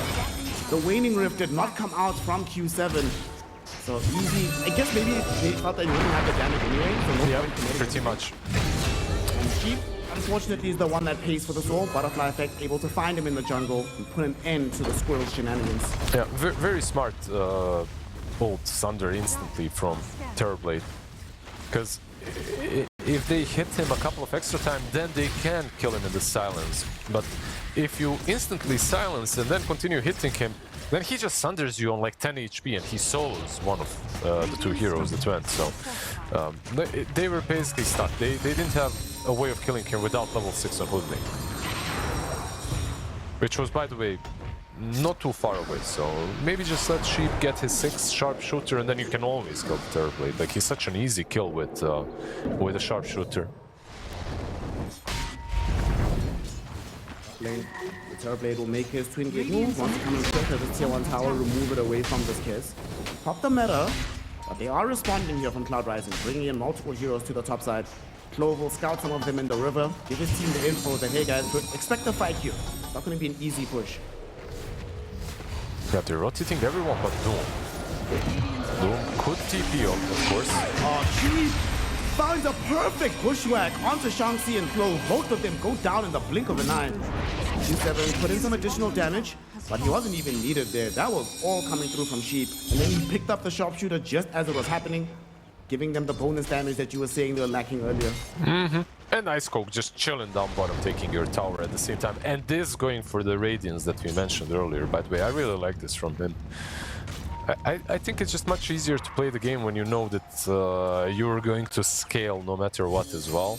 Especially if you're having a semi-decent lane where you're farming, you're getting your levels. Yeah, I like this quite a lot. Are gonna be still moving to the jungle. This is a much easier play. You have the Dream Coil, but it shouldn't really matter. Nice straightforward pickup. That'll also finish off the Urn of Shadow, so Distiller is on the way for Sheep. That puck, that'll be gold. Just a little bit more to finish off the Witchblade, but these last couple of minutes have looked really good for Cloud Rising. Oh, and of course they are, because on Radiant your Tiny went for an Echo Saber. It's going to take some time before they can make any sort of a play. Like, they just have no way of setting things up. The only way to take a fight on your own terms if you're Radiant right now is to brute force it. Like, brute force a Terrorblade with the meta, like they tried on top, but I don't think that generally works out really well for you. They need a blink on Tiny or a blink on Slardar, and then you can make some moves. They can just toss the Slardar, no problem. Yeah, easy to execute. They are smoking up. They have global, I suppose, so maybe if they can get on top of the target, there is enough damage, of course, with the Echo Saber. Really have good vision on any of these heroes right now, though. I'm gonna see this courier to let him know that something is happening here. Butterfly Effect, his smoke will be broken, but they don't see Sheep. Playing that Hoodwink very well, and with the lack of a Blink Dagger, Butterfly Effect cannot close the gap. He actually needs to get out a little bit. Q7 is hovering around the area, but they don't actually fully commit for anything. It's just gonna be an ended smoke that amounts to nothing in the end. To be fair, by the way, when you're playing this Tiny, at this point at least, currently, you're not skilling Toss very early on. So what's a Tiny with a Blink but without full-on Ava Toss combo, right? It doesn't feel that incredible. They have a blink on Slardar, so they can start making some moves at least. It's unfortunate that they got the blink literally as the previous move broke down. Maybe if they'd waited a little bit longer, but that's how it goes. gonna just go back to farming right now, though. Terrorblade is gonna come back to the top lane, so I think they want to try again to secure this tier 1 tower. Maybe just wants to farm these camps. Maybe we'll scout him, ping him out, and decide, you know what, I don't really want the smoke. Yeah, it looks like finally Cloud Rising are going to be giving up this top tier 1. Yeah, there's no defending this, right? Like at this point, you know you're playing into their power spike. If they try to fight this, you basically play them at their strongest, fight them at their strongest. Why do that? I think just skipping the waves across the map, just ratting mid and bottom is a much better idea. Just farming the map. Your Doom is the main reason why. Right? He's sitting on 1,000 gold from Radiant's mid. Mid lane, they were baiting perhaps with Flow. He ends up dead, and there's going to be the counter. Comfortably able to get the cat on the hot, knock him down. However, with the look at the door, man, the ultimate of the Death Ward coming in from this Witch Doctor. Put in a lot of work, but ultimately not enough. Shang-Chi finds himself a double kill by taking out the Witch Doctor. Does cost them the life of their Tiny, though. The damage from those coconuts and the big zap of the Death Ward being a bit too much in the end.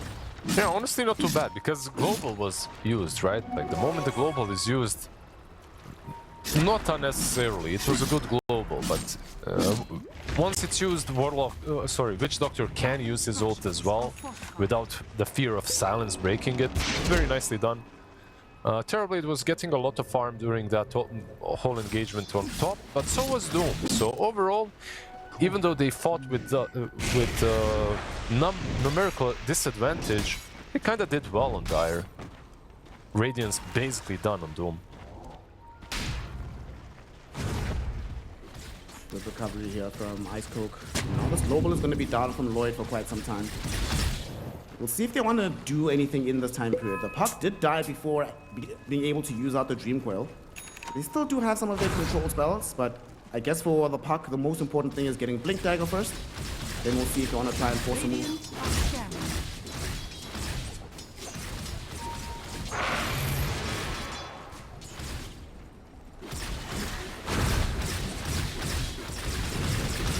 I'm tempted to say what the score is, but I will not do it. Thank you. I appreciate it, if nothing else. I think we have enough brain rot as it is in our lives. Top lane, 12. Now onto Flow. Death Ward going forward. Maledict is going. Yeah, there's no way out of this one. You are super dead. Yeah, too squishy of a hero, sadly. Sheep, by the way, down bottom is thinking about setting things up, perhaps, but will be set up on instead. Yeah. Shang-Chi saw him and he's like, hey, what's this little rodent doing in our forest? Let's just go for the area. They're gonna find the crush directly onto the Puck. There's gonna be the global silence as well. The Metamorphosis popped. Kismet finds the right clicks. And that is Puck hit again. Okay, let's start talking about it. What's the... Is this a Yule's game, a Greaves game? What's the plan? A Manta game? What do you buy on the Puck to deal with this? Well, definitely not Greaves. He's already got power threats, so... which one does he go for next? I'm not sure. We'll see. Sheep.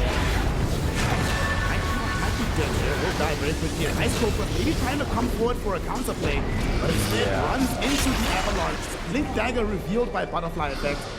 Shang-Chi He's so dead, gets more vision onto this Kiz.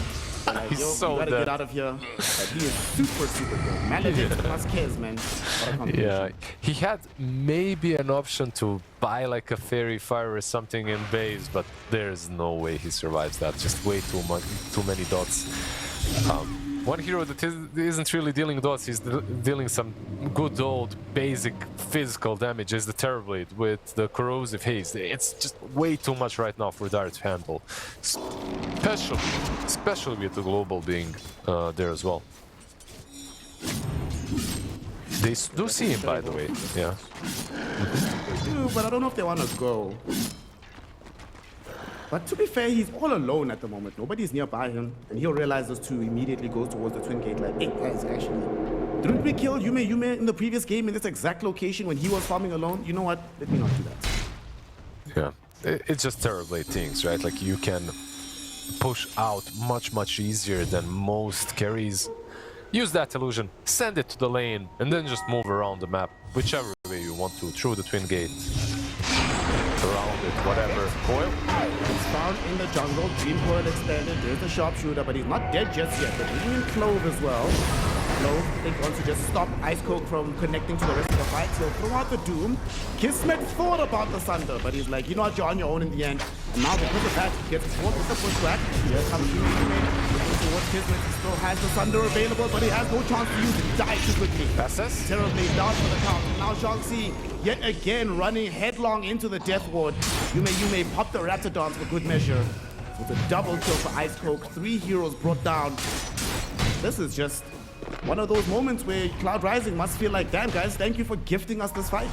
It looked like a pretty weak Doom, right? Like Doom usage on a position 4 Wind Ranger, but it was good enough. Like you kill off the 4 and then you continue the chase. Pushback was really nice, catching the Terrorblade as they were trying to retreat. So nicely done by Sheep once again.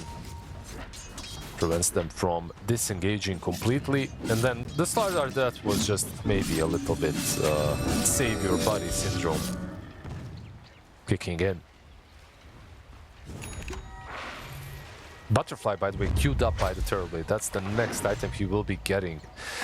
He just has to somehow save the Manta for the silence so he can Sunder after. And that was maybe one mistake that he did in that last engagement. He used the Manta way too soon and then he couldn't Sunder. Radiant are scared. Smoked up right now from Cloud Rising. They're heading to the bottom side of the map. They had an observer ward that caught slight vision on Clove earlier. But they'll just show on the wave. They don't want to settle for the Clove kill, and they're not even going to get that one. In fact, Clove and the boys, they're going to want to turn this around. They smoke themselves. Going towards the Tommy. So we could have a fight into a Tormentor take, breaking out on the bottom lane here. Radiant takes it way too quickly with Corrosive Haze, so they're just setting up around to perhaps try and defend it. Dire. They got Kez. They got the Kez. Global Silence will be there. He does manage to Manta through it though. Get out the Raptidons, putting in the pressure onto Butterfly Effect. Another 2-hero bushwhack. Beautifully done by Sheep. The Coconut bouncing between them as well. Butterfly Effect cannot get out of here. Lloyd will die to the Death Ward. And now Ice Coach comes across with Kismet and Shang-Chi. Needs a bit of help though. Shang-Chi will be the one left behind. And he gets eviscerated. Eating way too much damage from the Kez on the Doom. But he created enough space for Terrorblade to escape. So that'll be the only silver lining for their fight. They made the initiation, they made the jump, but they just did not have enough to punch through the Kez. So they turn around and get almost completely wiped in the match. Yeah, just a beautiful Manta usage. And now they're kind of even, the two cores, right? Terrorblade was more or less taking advantage, like he was getting ahead, but now they're basically on the same farm, and this of course benefits Kez more than it benefits Terrorblade. Terrorblade with illusions should be farming a little bit faster across the map. Kez is more kill-oriented, so Manta, Maid Slayer, and Butterfly will be the build for Yume. The greed was maybe to go for the Kez. I think maybe that's a bit greedy for Radiant. If you go for anyone else, you're getting that kill. You go on Puck, you go on Doom, any of the supports, of course, you're 100% killing them in global. But if you go on the Kez, chances are he Mantas off and just survives.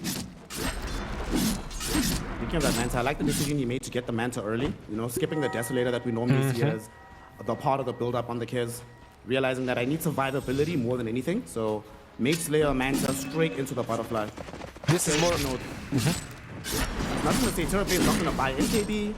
It's unlikely to happen on Butterfly Effect either until much later in the game, so this Butterfly will be very useful for quite some time. Yeah, this is more of a mid-lane Kez build, right? Like with the very early Manta. So, just a little bit of a hybrid build from Yume. Of course, Manta isn't really that strange from safe lane Kez either, but in any case, very good purchase this game. If you're Radiant though, like you can still have a good game, but you need to find different targets, not the Kez immediately. And those different targets that probably are Doom and Puck, but those different targets are also getting some different items now. You have a BKB on Doom. Of course, Puck eventually will have his as well, 1,000 gold away from the BKB. So won't be that easy to kill anyone in the global. Looking good right now. There were several moments in the previous game where it was looking good as well. It's not over till it's over. Tiny will pick up a BKB of his own. Slaughter also building towards a BKB, still a ways away from having it. The only one that's going to be skipping it is Kismet, playing on this TV, just going as usual on these TVs, raw in onto the stats as his tool of survivability.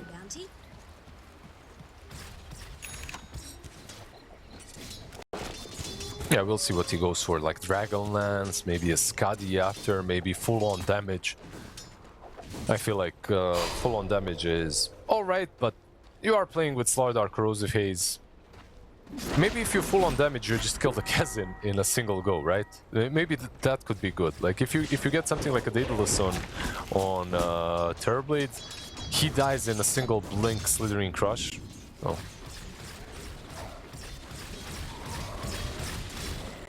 Also are building carry style into Butterfly Effect. I think what happened at the end of game 1 has affected him. He looked at his itemization and he's like, boys, I'm a carry now. This mid nonsense, no, me, I want to farm, I want to scale. So he might also have the option after the Silver Edge to go into the Daedalus. Even like Aghanim Scepter. Like I could see some Ags afterwards, so that they also have that layer of additional damage from afar. So an SF flaps his wings in one game and Tiny becomes a carry from the mid lane in another. I see. Dire's top tower is under The attack. true butterfly effect. SF effect.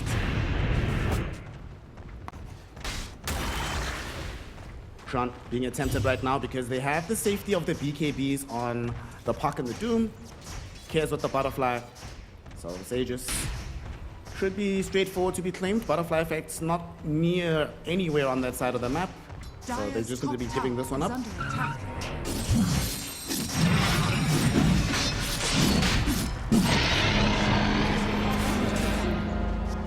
Aegis on the Kez. He doesn't need the BKB since he does have the secondary life.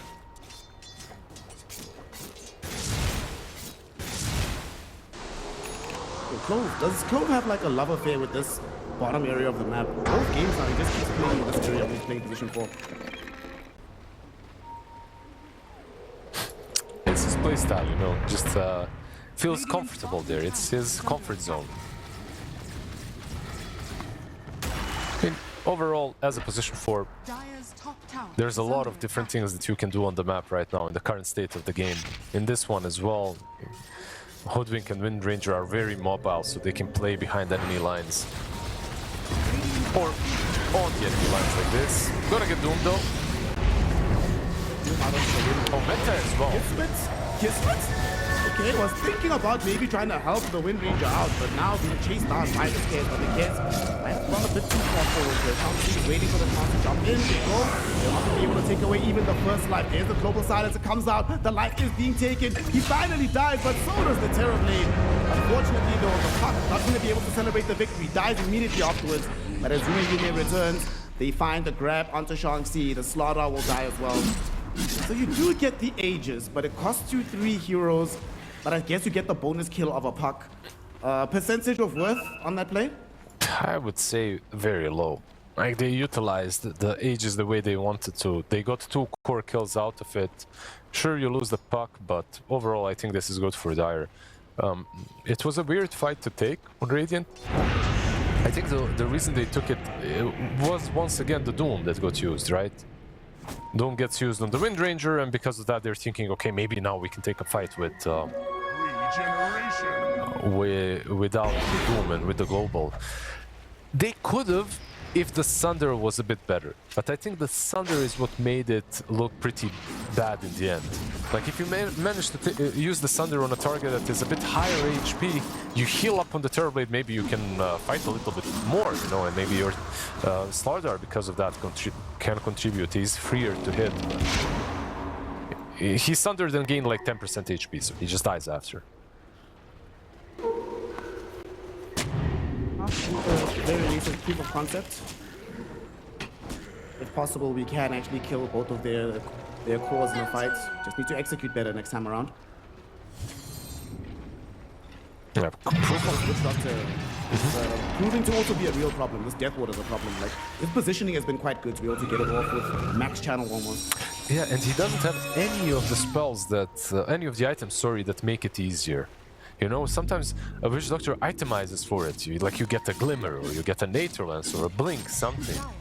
Well, He has basically nothing to make it a lot easier. Now he has a ghost, and of course he does have a shard, which does help. Like just having voodoo switcheroo if you get gone on. Like this is one of the best shards in my opinion in the game. Just makes Witch Doctor so much easier and better to play. I know Witch Doctor isn't very popular, but not because of the shard. Q7? River, they catch Q7. They don't even need the global for that one. It's been a dive. Ice Coke is gonna come looking for revenge. Oh, beautiful shadow shot to prevent the Doom from coming out. That will enable everybody else from Raw Gaming to back away. Close call in that moment, but very nice grab onto the puck. Even BKB. Like he actually used his BKB on puck. He still dies. Meanwhile, Terrorblade is just split pushing top lane. Might have split pushed a bit too far though. Let's have the Slaughter nearby who might actually bail him out of this one. To be able to get a grab out onto Yume. And they don't even need it. After the Manta, he knows that, okay, I don't want to overextend either. So they just go back. He's got that Aghanims, of course, on Kez now, going for the MKB next. Let's see, he has MKB and Satanic completed. Sorry, queued up. I think MKB is the better option here. Like, you are playing into a Butterfly, Terrorblade. There's a lot of AoE damage that Kez can dish out and a lot of right clicks, so eventually, like, even without the MKB, you can take down the TB, but I think MKB just makes it a lot easier and more straightforward. Can also punish Clove a little bit more while he's doing his split push shenanigans, hiding in the trees. Isn't it? But did go for the full Hurricane Pike there. So Hurricane Pike has a Gunpowder Gauntlet as the neutral item, Butterfly Manta. Just the crazy thing about sometimes these games is you'll see a hero be like, man, that guy is so farmed. But then you see his counterpart and also be like, oh my god, that guy is also so farmed. Yeah, both of them, right? Like the cores are in general just very big. My difference maker might be the Doom. Like he's getting pretty damn close to the Aghanim Scepter. Like the two carries, sure, they're fat, but Doom is keeping up. Courtesy of Radiance, of course. And the Shard. So once he gets that Aghanim, it's going to be a real problem to deal with. They are moving in, looking for a fight. Sheep waiting in the trees to break some smoke. The butterfly effect. With the help of the illusions of Kismet, they do go through and take the tier 2 tower. Looks like Cloud Rising don't deem it important enough to risk their farming patterns right now. They're like, you know what, we will fight when we have the Ags on Doom, the MKB on the Kez, and this Parasma on Puck.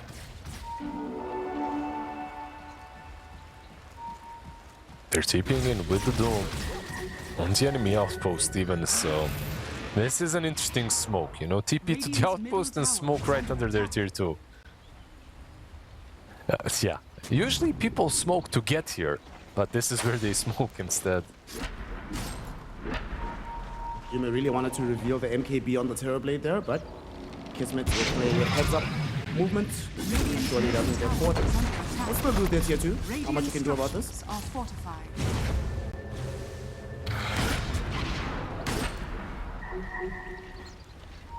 11k gold lead for Cloud Rising at the moment. Are playing on the front foot. However, back of your mind, you always know the possibility and potential of late game Terrorblade. I mean, not just him, late game Tiny. We saw that in the previous game. Also can be a real handful for some of these supports. Especially with this build. Like he's just going to continuously scale. He basically has the carry build at this point. With the Harpoon queued up next, should have it in about 200 gold if he wants to buy out. The thing is, like, how expensive are these skills from Radiant in the upcoming fights? The way I see it, like, even if you jump the puck, if he is surrounded by teammates, you will be punished for any sort of an aggressive move on Radiant. Like, I'm trying to figure out, like, the real path of taking a fight without feeding too much. And at this point, maybe it's possible, but the moment Doom has his Aghanims, which is 400 gold away, it just becomes a lot harder. You'll have that AoE Doom with break that you have to worry about. We'll take the Tormentor for now. It goes the way of Yume. And now you have even more lifesteal on the field.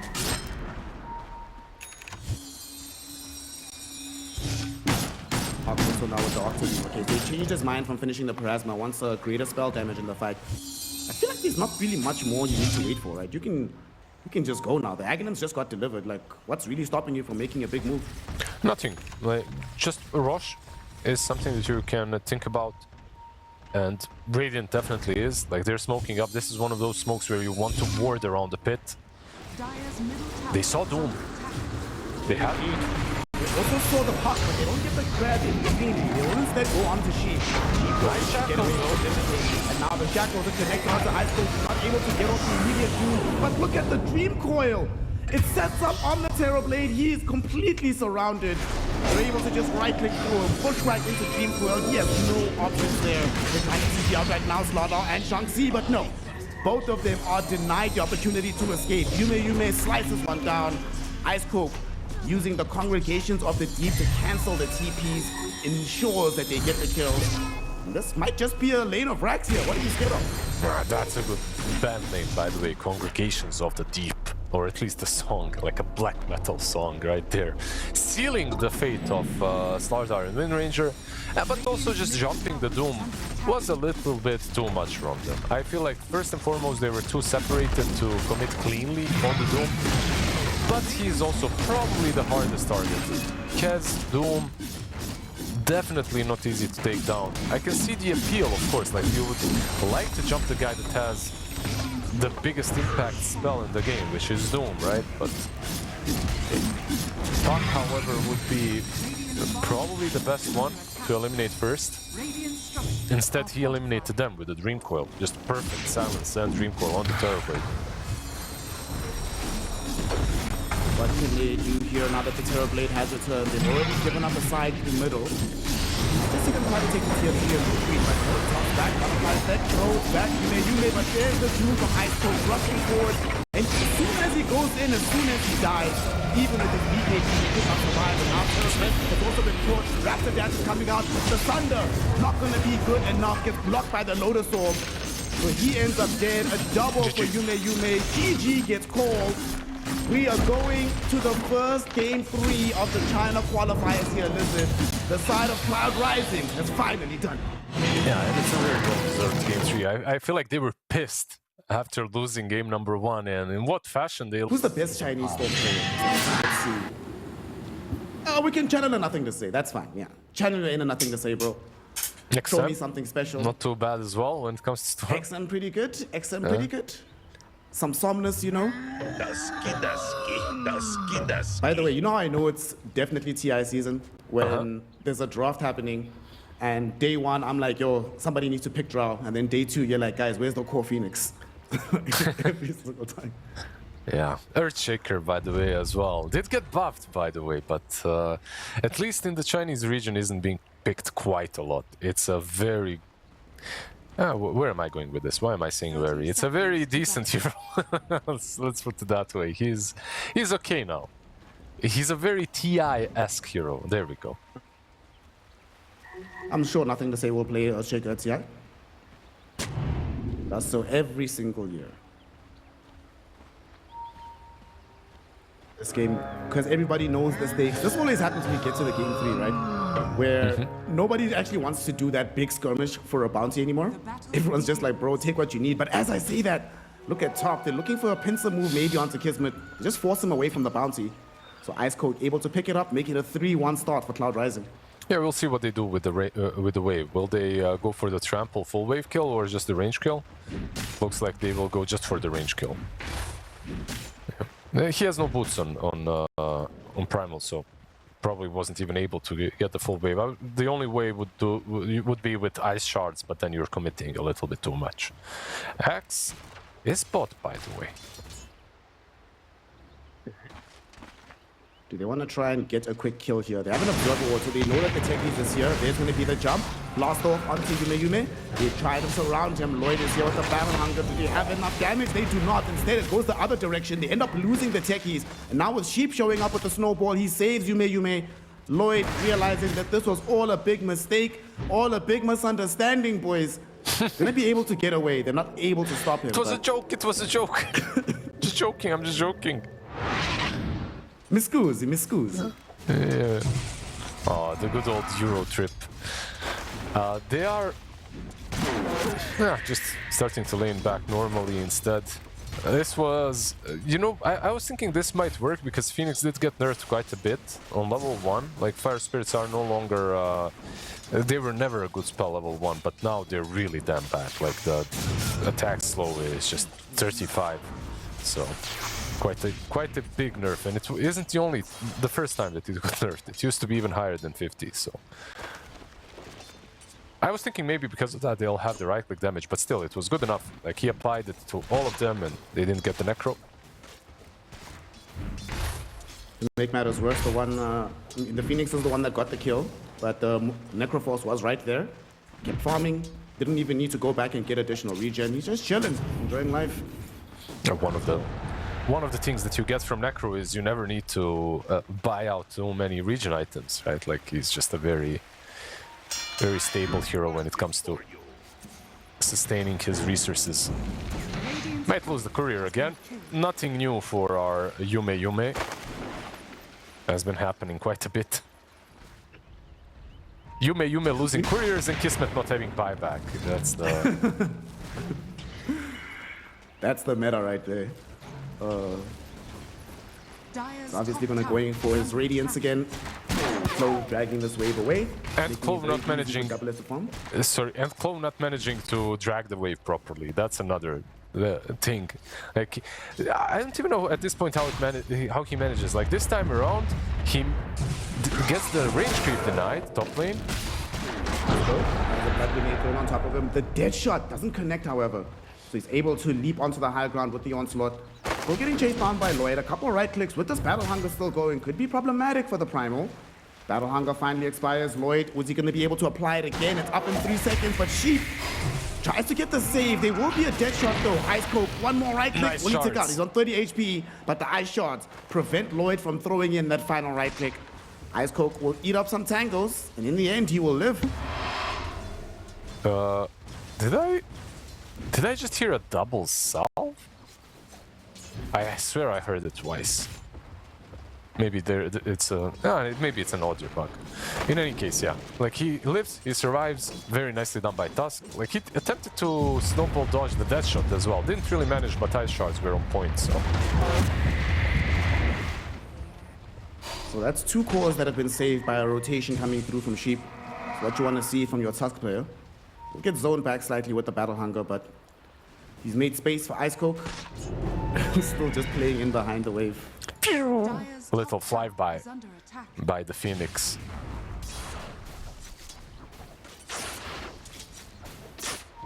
Mid, anything interesting there? Just the water rune that got snatched by Phoenix actually helps out quite a lot. Ember is now, like, up to this point, the lane was even. He's even winning in CS a little bit, but Storm has like better XP situation, and he will be zoning him out now with the water rune. Other side though, Yume able to bring down Shang-Chi. How did the Tide die? He was pretty deep in the jungle here, so not playing necessarily in the lane. Gets punished for that decision. At least Clove is going to be able to TP out on the techies, but a death on Tide is going to give so much space in the lane to Yume, especially because it was a solo kill basically, so he gets a ton of experience out of it. Did you, by the way, see that most techies right now have moved away from a blast-off level 1? Which is, to me at least, interesting as well, because I love Blast Off 1. I'm still playing it, but in a lot of matchups, like, let's say a month ago, when Techies was constantly played, it was sometimes even 0-4-4, like you're not even getting Sticky Bomb. Now it's a very early Sticky Bomb, very often. Imagine that the rationale here was that you got the level 1 blast off because they were trying to get that early kill. And they needed the blast absolutely. to accomplish that. Absolutely. And I don't think this is a lane for Sticky Bomb anyway. Like, it's not. It will literally do nothing to the Necro. It will just feed him stick charges. So blast off definitely better. And Taser. Like, Taser is a must. Like, we talked about that. Taser is a must this game.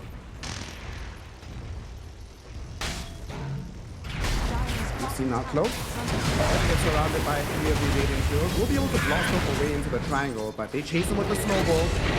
should be able bonus to find stacks. this kill. Yeah, and the Get the stacks. free stacks as well. Thank you very much, Mr. Techies, for bringing us to your bounty of gold. Yo, dude, Club is really not having luck when it comes to any sort of lane shenanigans.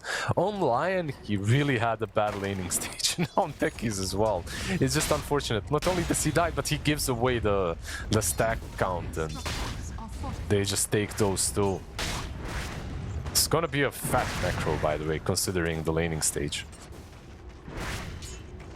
Pretty much had a free start to the game for himself. We'll need this Ember Spirit, who's also doing quite well. He's top of the net worth right now. They'll need him to make big plays across the map, and he's going to start. He's rotating top right now. Radiant's middle tower. Bottom. They're also rotating into double S here. Shang-Chi is going to get rebirth. That's going to be the first one of the game going the way of Yume. While that was happening, they were trying to collapse onto Ice Coke, but he managed to get away from Kismet and Butterfly Effect. Butterfly Effect, though, will commit the remnants forward. Has Searing Chain, throws them out. Kismet does have the dead shot, but they should be able to burn him out without it. They had a much better lane with the Tide into Necro the last time they were playing, didn't they? Like the last time they did this lane, they moved Axe on safe lane with SF, and they had Tide versus Necro, but they actually managed to pressure the Necro and had a very early Mage Slayer. Not really happening this time. At least they do have an Ember mid who will be buying a vessel, so once you get the vessel, you'll have some way of dealing with the Necro. Right now, they truly do not. Like, this is looking like a free Necro game until Muerta is online. Nice fortification. Some harass going into Ice Coke. They pop though the fortification to make sure that the creep wave stays very alive. There's going to be the dead shots, core combination, couple of right clicks is all they'll need. And eventually they will have this Culling Blade as well. It'll help against the bigger, tankier targets like the Necro and the Primal Beast. Techies mid. And Q7 playing up against Butterfly Effect right now. He will throw out the Inner Shadows on top of him. But just zoning him back, doesn't really have ambitions to chase him to the ends of the earth. So all in all, who do we say that this early game is favored as the laning phase is starting to break down? I would say maybe Radiant has still accomplished a bit more. Like Primal Beast has been shut down, sure, but same can be said for the Tide Hunter. He's 900 gold ahead of the Primal Beast, so of course net worth-wise is looking a bit better, but he also lost his tower, so there's no tier 1 down bottom any longer. And he lost his camp, so can't catch up that way. Although Gaben is saying that the odds are increasing slowly but steadily. Still about 60-40 though in favor of the Radiant lineup, so if nothing were to change, Cloud Rising could just continue to ride this wave of momentum. Yeah, I don't know if I agree completely. Let's see, Muerta is rotating bottom. This is the first Muerta versus Necro fight. Ravage thrown out. There's going to be the usage of the ultimate from the Muerta. They can't get the kill just yet. Reaper Sight was about to come out. But thankfully for the Muerta, it does not. Literally, if he had a few more charges on the Magic Wand, he actually gets off the Reaper Sight and maybe even lives. Yeah. You know, I gotta say, I'm maybe a little bit satisfied that it didn't go through, because if it did, we'd see a stomp. Like this game, this move for Dire had to work. Like if you lose this move, suddenly there's a full Radiance up on Necro in the next 2 minutes. You lost your carry that rotates and Ravage. Like it just had to work. It just had to work to at least take down the Necro. Radiant's middle tower is under attack. Sometimes you gotta make big risks to get big rewards. Butterfly Effect has a safety remnant, so he's chilling. He's fine. Oh, and he gets the Invis rune. Oh, sometimes life is good to you.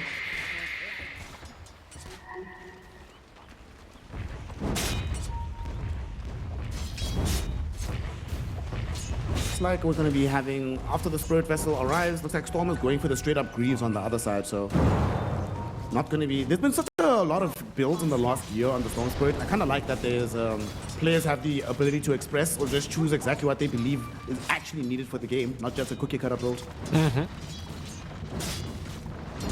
Why the Greaves this game though? What do you think? For the chains, right? I think the chains, yeah. Yeah, that's the only thing that you have to worry about, basically. Tide, by the way, yeah, maybe not big enough to go for this. He needed techies, I think. Taser on him, maybe some blast off, and then they can take it together, but techies wanted the lane XP instead. A little bit unfortunate. He's wasting a lot of his time on Tidehunter. Just going back to the fountain without dying and going back in, it's already annoying just to reset the mana. Now he uses TP as well, so if something happens on top lane, he cannot really connect. These creeps are just life stealing too much. He's like, man, this is gonna take forever, guys. Yeah, Techies is on the way. Like, alright, bro, I see you're struggling. Let me help you out. Yeah, By the time he arrives, it's already over. Let me help you out, steal some of that experience that you worked for 2 minutes now. And Ember as well. Let's go, let's go. Let's steal all the big camps of XP. I hate when this happens. Don't worry, bro, I'm just passing. I want to smoke here, right next to you. Necro, they have a vessel. Indeed, they have vessels here, but they do have the Supernova ready to go. They pop it, but look at the damage from the blast off. Ravage will connect as well. He has no way out of that one. The Supernova egg was too far away to dissuade these heroes from continuing the jump. Necrophos dead for the second time this game. Yeah, he was absolutely dead even without the Ravage, by the way. That one was maybe an overcommitment because of the mines. Like, they had proximity mines and Necro was in Ghost Shrouds. So, like, there is no way to...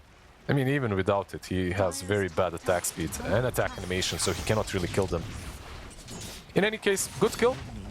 Opening up the next tower for Dire.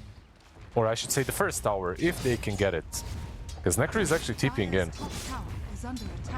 But everybody wants to try to add TPs to the bottom lane. And immediately as they arrive, Raw Gaming is like, actually, we want none of this. We've already used our Ravage. It's not available for us. Yeah, you might not have Supernova, but we don't want to take the chance of getting Reaper Scythe. So rather, let's just let this one go. Might even have to let the tier 1 tower top go as well. They're going to rotate through the Twin Gate for this one. And with the Primal Beast already being in position, yeah, I think you just have to sack this tower, go farm the jungle.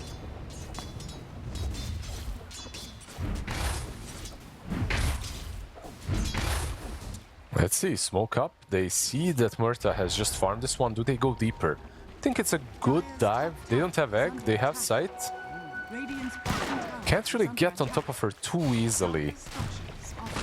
Oh, this is actually becoming really damn deep now. Right, but this here, they make the jump. There will be a crawling drop down onto the ground, but it will not matter. Reaper Sight will put an end to Kismet's life. Yume has nothing to fear from Lloyd. It's only a position 5 axe. It was deep, it was time consuming, but in the end they are rewarded. And they're gonna pick up the bonus onto axe as well. Okay.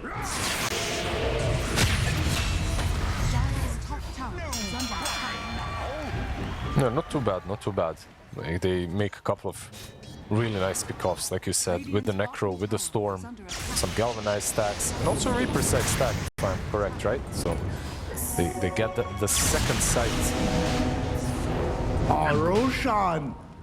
Oh, Roshan actually bashes Butterfly Effect. Ice Coke trying to grab him with the Pulverize, almost had him. If he didn't have a haste rune, he'd be 100% dead right now, but thankfully for him, he did pick up that rune, gets to get away. So even though Gaben griefed him by Roshan bashing him, Gaben also blessed him with the rune.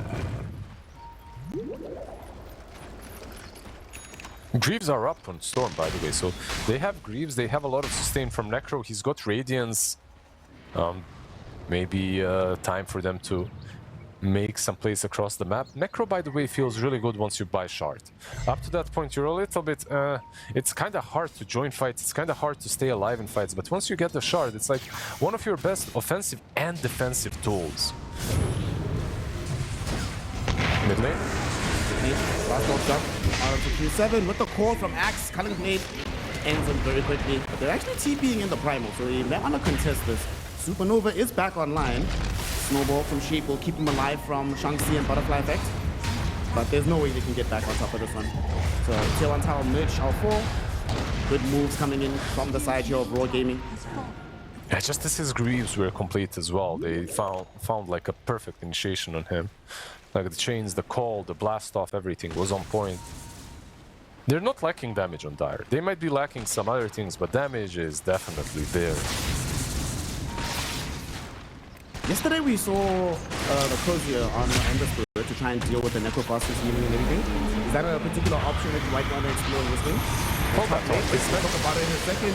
Goes into the Ghost Shroud. Reaper side, not enough damage, but he still end up losing the Muerta. Supernova is now used up. And there's the Dragon from Q7, able to find and kill both the supports. They catch up to the Tide Hunter as well.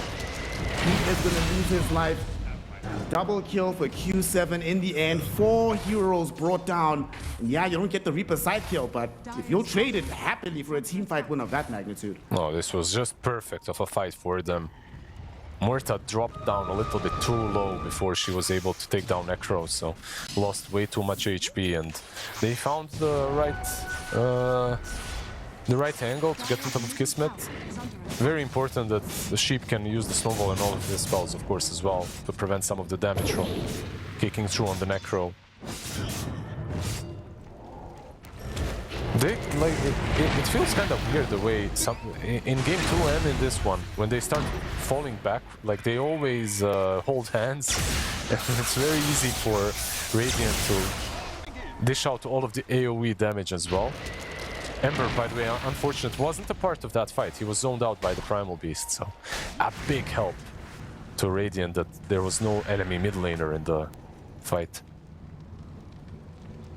I'm going to be going for a BKB as soon as possible. Try to deal with all of this annoying spells on the Radiant lineup. He's still doing very well. Top of the net worth, only being surpassed by the Necrophos. And he has that Dormant Curio. I'm curious to see how long he'll commit to keeping this. Yeah, if you find something good on level 2, you can already switch it up. Like, there you go, he gets the mana drought. This mana drought that he picked up isn't necessarily always about just Dormant Curio. I think it's one of those items that you really want anyway. If you feel that you're lacking mana, a little bit of resources, you just take it. It's not like you took Dormant Curio to take this, but it is what it is. You need resources. Good late. Jump happens out onto this Ember Spirit. Can they kill him? No. Almost falls, but he does manage to survive. Close though, might not be so lucky. Getting jumped on by Q7, but with the TP in from the Tide Hunter underneath the tier 1 tower, they don't really want to keep pursuing this fight. Ravage up in 3 seconds. Ember Spirit will live, and all of that just comes to nothing. Yeah, they went on him while the Flame Guard was up. They couldn't deal with it, and the Storm connected a little bit too late, I've got to admit, so they don't get the Ember kill, and they open up the map. There's no Reaper sight now. So maybe there's a play that can be made. Keep in mind that Mate Slayer, of course, is done, and Pipe will be next on Tide Hunter, so a lot of damage mitigation from them coming up. They find the Necro. Can they kill him in time? They actually can! Yeah. The damage from Clove, good God. Unable to even pop his magic wand during the Ghost Shroud. He needs either Wraps or Manta or something to deal with the chains. Lotus. Whatever. He needs a defensive item. Like Necro, at this point, there's just so many different ways that you can kill him. Like, you can kill him with Solo Muerta. You can kill him with Ember plus Techies. You can kill him with Tax plus Techies. You can kill him with Tide plus Techies. Basically, Techies plus 1 is almost a certain kill on Necro at any point until he gets a defensive item, so gotta get something. Has queued up the Manta BKB, so that's going to be the option, the route that he's going to choose to take.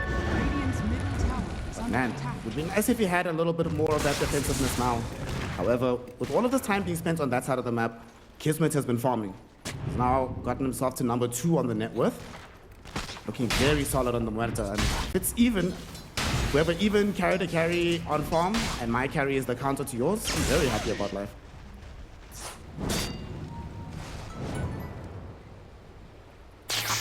"20 minutes in right now. Tommy is going to come up, so teams will have to start contemplating how they want to approach that Tommy. Another snatch.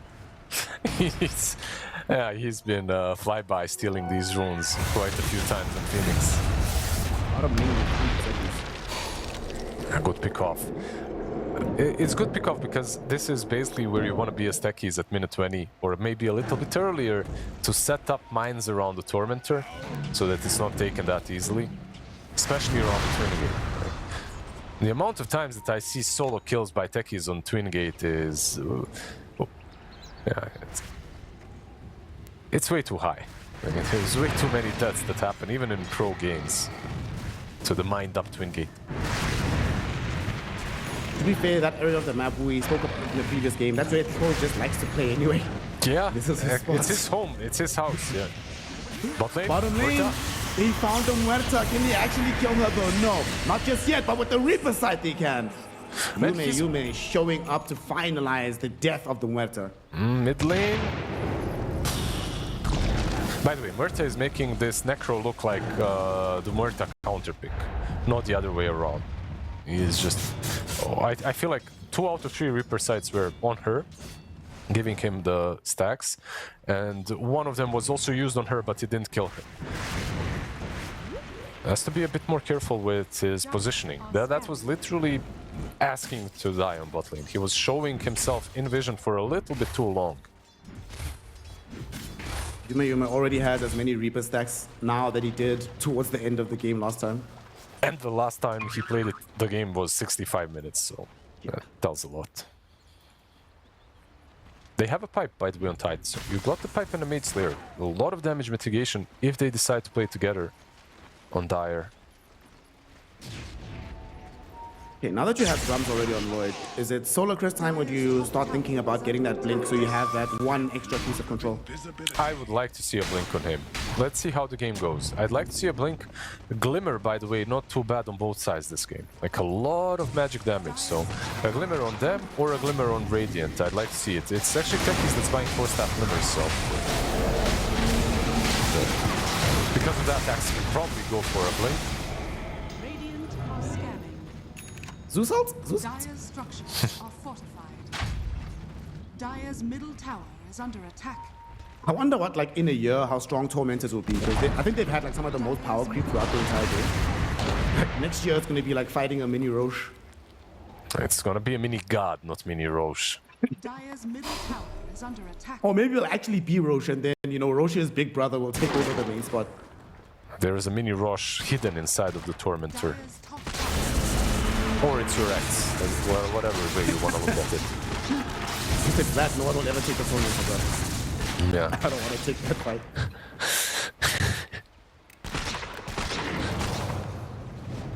BKB is going to be the option for Kismet. Butterfly Effect now going in for the Aghanim Scepter. He's been having a very good game on Butterfly Effect. I feel like also this is one of those games where the kill score doesn't really tell the story of the game. Dire's top tower. Yeah, 103. He's been involved. I mean, they have 6 kills, so 4 kills on him is... I mean, four kills that he has assisted or been a part of. It's pretty good.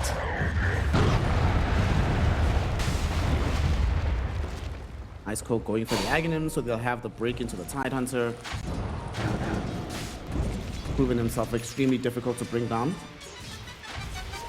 Also just chilling. Already like more than halfway there actually. He's recovered quite well on this Primal Piece, given where he was like in the earlier portions of the laning phase and how hard he was being zoned away from farming normally. Yeah, Tidehunter had way more than him. So, Ice Coke is doing fine. He will have his Aghanim Scepter, of course, as well very soon.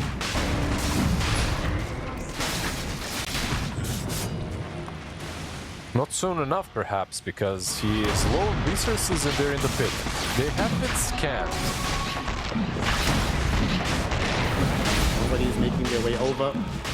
He just went to check with the Ice Shard Sheep. He might die for this though. Butterfly Effect will chase him down with the Spirit Vessel. So the Sheep goes down. Kismet will be able to pick up that Aegis for himself. Are they going to give the Culling Blade to Lloyd? Do the right thing. Butterfly. Boss, come on, dog. Yeah, he had haste, by the way, the only reason why Tusk dies. He was really low. He went to check with like 40% HP, which is already a little bit asking for it. But if Ember didn't have haste, he probably lives. Unlucky.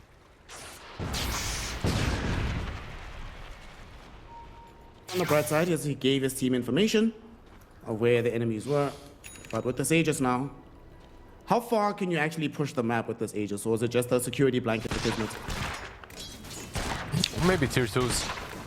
It's a security blanket more or less for the BKB, right? Like he's sitting on 3k HP. He can complete his level 18 and the BKB, and then you can start making plays. The thing is, like, they're still lacking a little bit of initiation on Dire.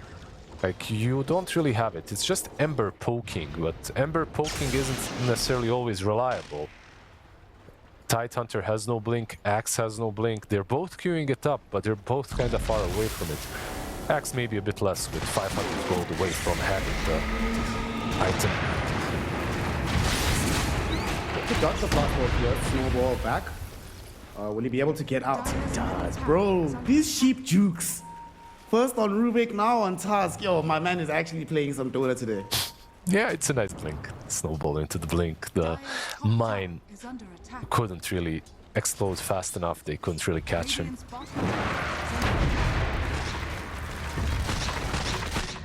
Kismet though will now be seizing upon the tier 2 bottom mid lane. They're actually going to go directly onto the butterfly's deck. He's dead. Reaper's Sight is going to take him down. And guess who set up that play, Lizard? It's Mr. Sheep with this blink dagger, opening up some space for his team. Yeah, it's just another good play from him. And another overzealous attempt from the core of Dire. Like, previously it was Murta down bottom that died like this. Now it's Ember mid. Ember, of course, it's his job to play this game. It's a hero that is, on paper, extremely difficult to take down with the amount of control that they have on Radiant, but they have enough. Like, you have Primal with Blink, you have Tusk with Blink. They already have enough. What's the big Blink check on Dire, though? Axe basically has it. Yeah. Tidehunter still 1,000 goldish away, 800 gold for now away from the Blink. Still needs a bit of time. Right side, they did finish the BKB on Weta, so we'll definitely be ready to fight with her on the next go. Top lane, Primal. It's cold.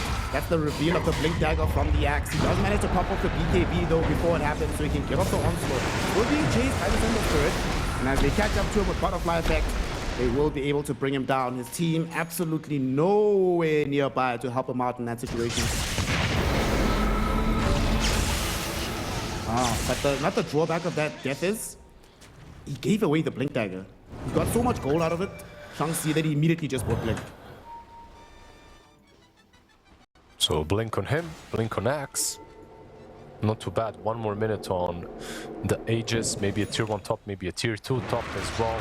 Tormentor will be up in 4 minutes, so not going to be able to take it down with Aegis, but they can get some map control at least. And Silver Edge will be the next on Murta. She's getting there, you know. This was definitely not the best Murta game ever, sitting on 0-3-2. But it's a good Murta game anyway when it comes to heroes she's playing it, so might recover. Diligently farming the triangle. Clove, just getting as much vision as possible. Take the outpost now, so this is their area to play with, and they will actually continue to pressure for the tier 2. 35 seconds remaining on the Aegis, but the time might be good. And as I say that, Sheep gets the jump directly out onto Clove, forcing back the rest here of Raw Gaming. They gotta run. Don't want to get caught out by the Tusk anymore. What Techies was doing there is actually not that bad, like the positioning from him. I think the team needed to maybe protect him a little bit better, because as Techies, when your team is preparing for tier 2s, it's very easy to just mine up the triangle completely and prevent any sort of a smoke play. Now, because they don't have any mines on the map, the smoke play is definitely possible. 9 seconds BKB on Storm as well. Played this very well along the side of Raw Gaming. They realized the exact same thing that you were talking about, and the entire team is just sitting underneath their own observer wards.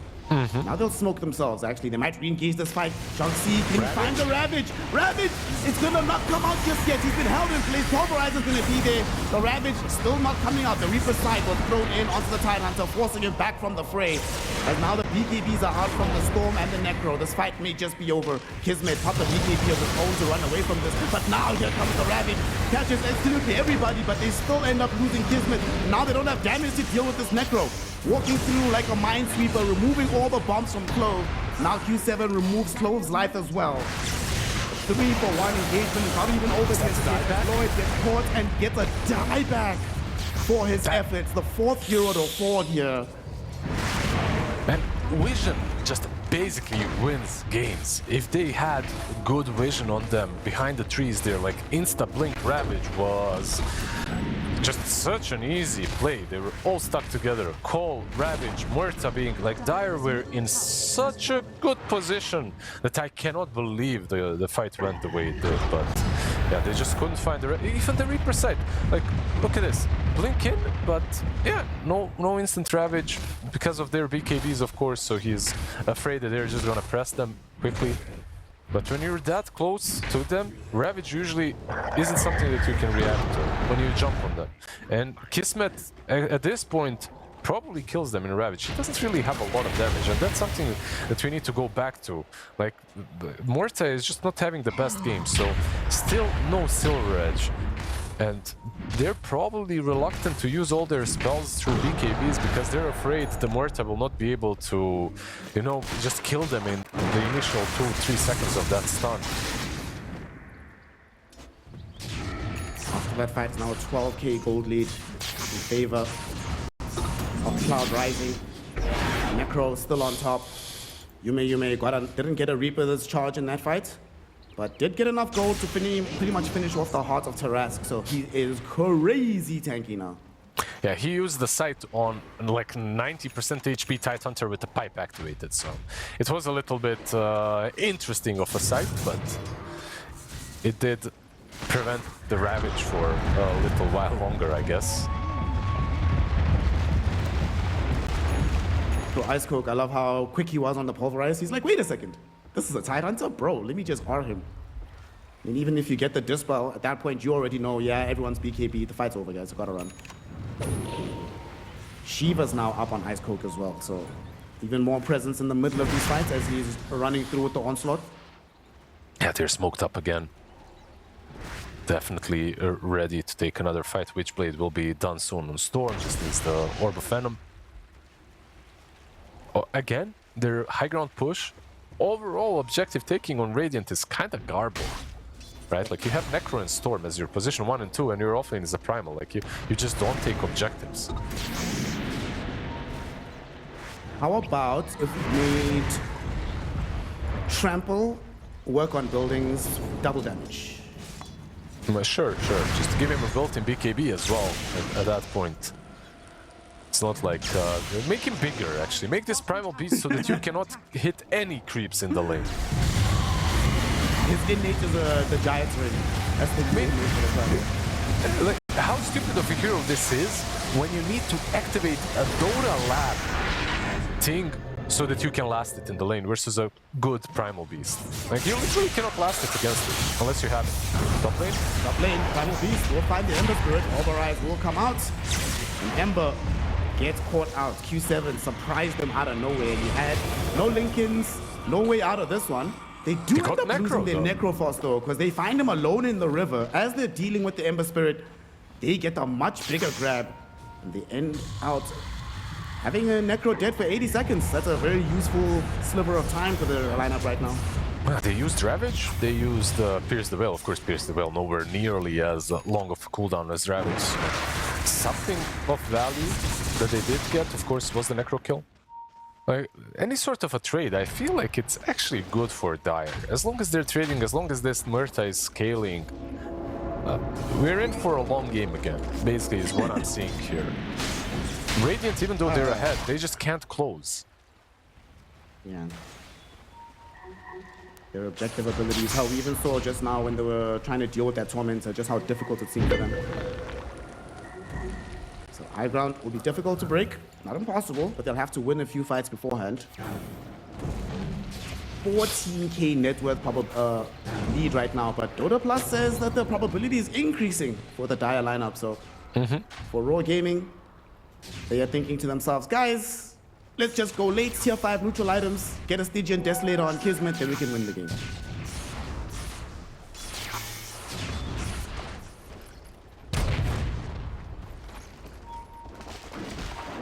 Also, what do you think of Shang-Chi's build going for the Hex? Do you think Hex first or Refresher first? Hex is really good. I think they actually don't have any sort of real initiating tools on Dire, even with the Blinks. And speaking of, Tiny, He's getting initiated on right now. Oh, Reaper's Sight will be there, but he still survives initially. Unfortunately, he dies in the end. It's not going to be a charge going to Yume, but it's still going to be credit for the death of Shanxi. Yeah, the tiny tide got deleted. No BKB just yet. I get it. They will probably go into the pit. There's no buyback on Tide, but there was a funny thing happening here. Tide Hunter needed not so much gold for the BKB. Meanwhile, his axe literally zoned him out of the triangle, stacked the Ancients for himself and farmed. So, like, if you leave the Tide there, he literally takes the double camp of Ancients and he has a BKB. But Dota 2 a game of 5 margins. This one favorable for Cloud Rising. Will net them in Aegis onto their Necrophos. Aegis, Heart of Tarask, Manta, Radiance, BKB, and a Cloak of Flames as a neutral item. Good luck, guys. Good luck. So Muerta's not the one that's hitting him. This guy is just not gonna die. yep. The thing is, at any given point in this game, if Muerta is hitting him, he will be falling. So has to be still very careful on the Necro. The way he plays it. Top tower is under attack. Radiant are scanning. Does he want next? He's queuing up an Aeon Dusk after he finishes his spots too. And with these kills on the Roshan, the items are starting to stream in for the Radiant lineup. We have a Parasma now available on the Storm Spirit. He's getting to that point, Liz. Look what he got again. Another Conjurer's Catalyst. Let's go. Conjurer's Catalyst, Kaya-san, the Parasma. We just need that Aghanim Scepter and then he's good to go. Well, he's on his merry way. Probably will be the next build for him, right? Like the next item. The Shard and the Aghanims on the Storm Spirit. I would be surprised if not, so...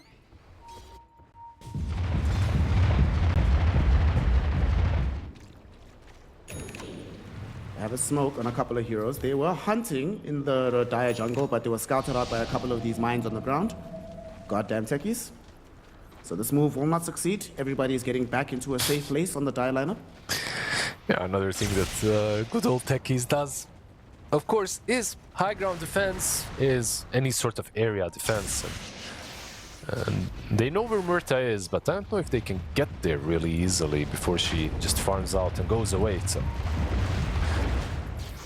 has a crit queued up, by the way. Well, what does she replace? She has the crit, like spying out her mom? Mom, I don't think you really need the mom anymore. I feel like, yeah, I think you'll be fine without it. I think the boots right now are more important than the mom. She's not replacing either. It's the Crystalist that's just going to be chilling in the backpack.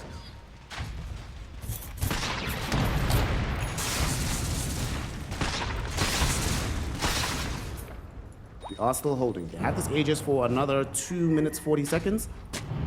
Haven't been able to find the easy path to get into the high ground. You can They have to win a fight first, and it's hard to find these fights when everybody's just deep inside the base. You can replace Silver Edge after using it, right? Just use it, replace it with the crit. Maybe that's another option. Depending on how he wants to play. Never mind, Maelstrom was just sold, so I'm not gonna go for Mjolnir, instead goes for the crit. So there's a good part of this and a bad part. Okay, the good part is a lot more damage dished out into everyone. The bad part of having the crit instead of Maelstrom is not as much attack speed.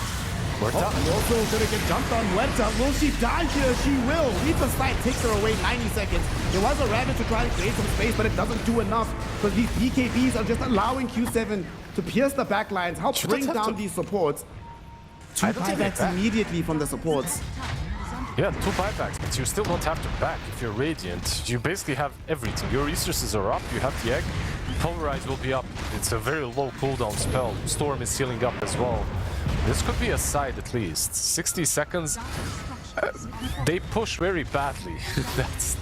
That's still the case, but slow and steady, I guess. Maybe a Meteor Hammer or someone.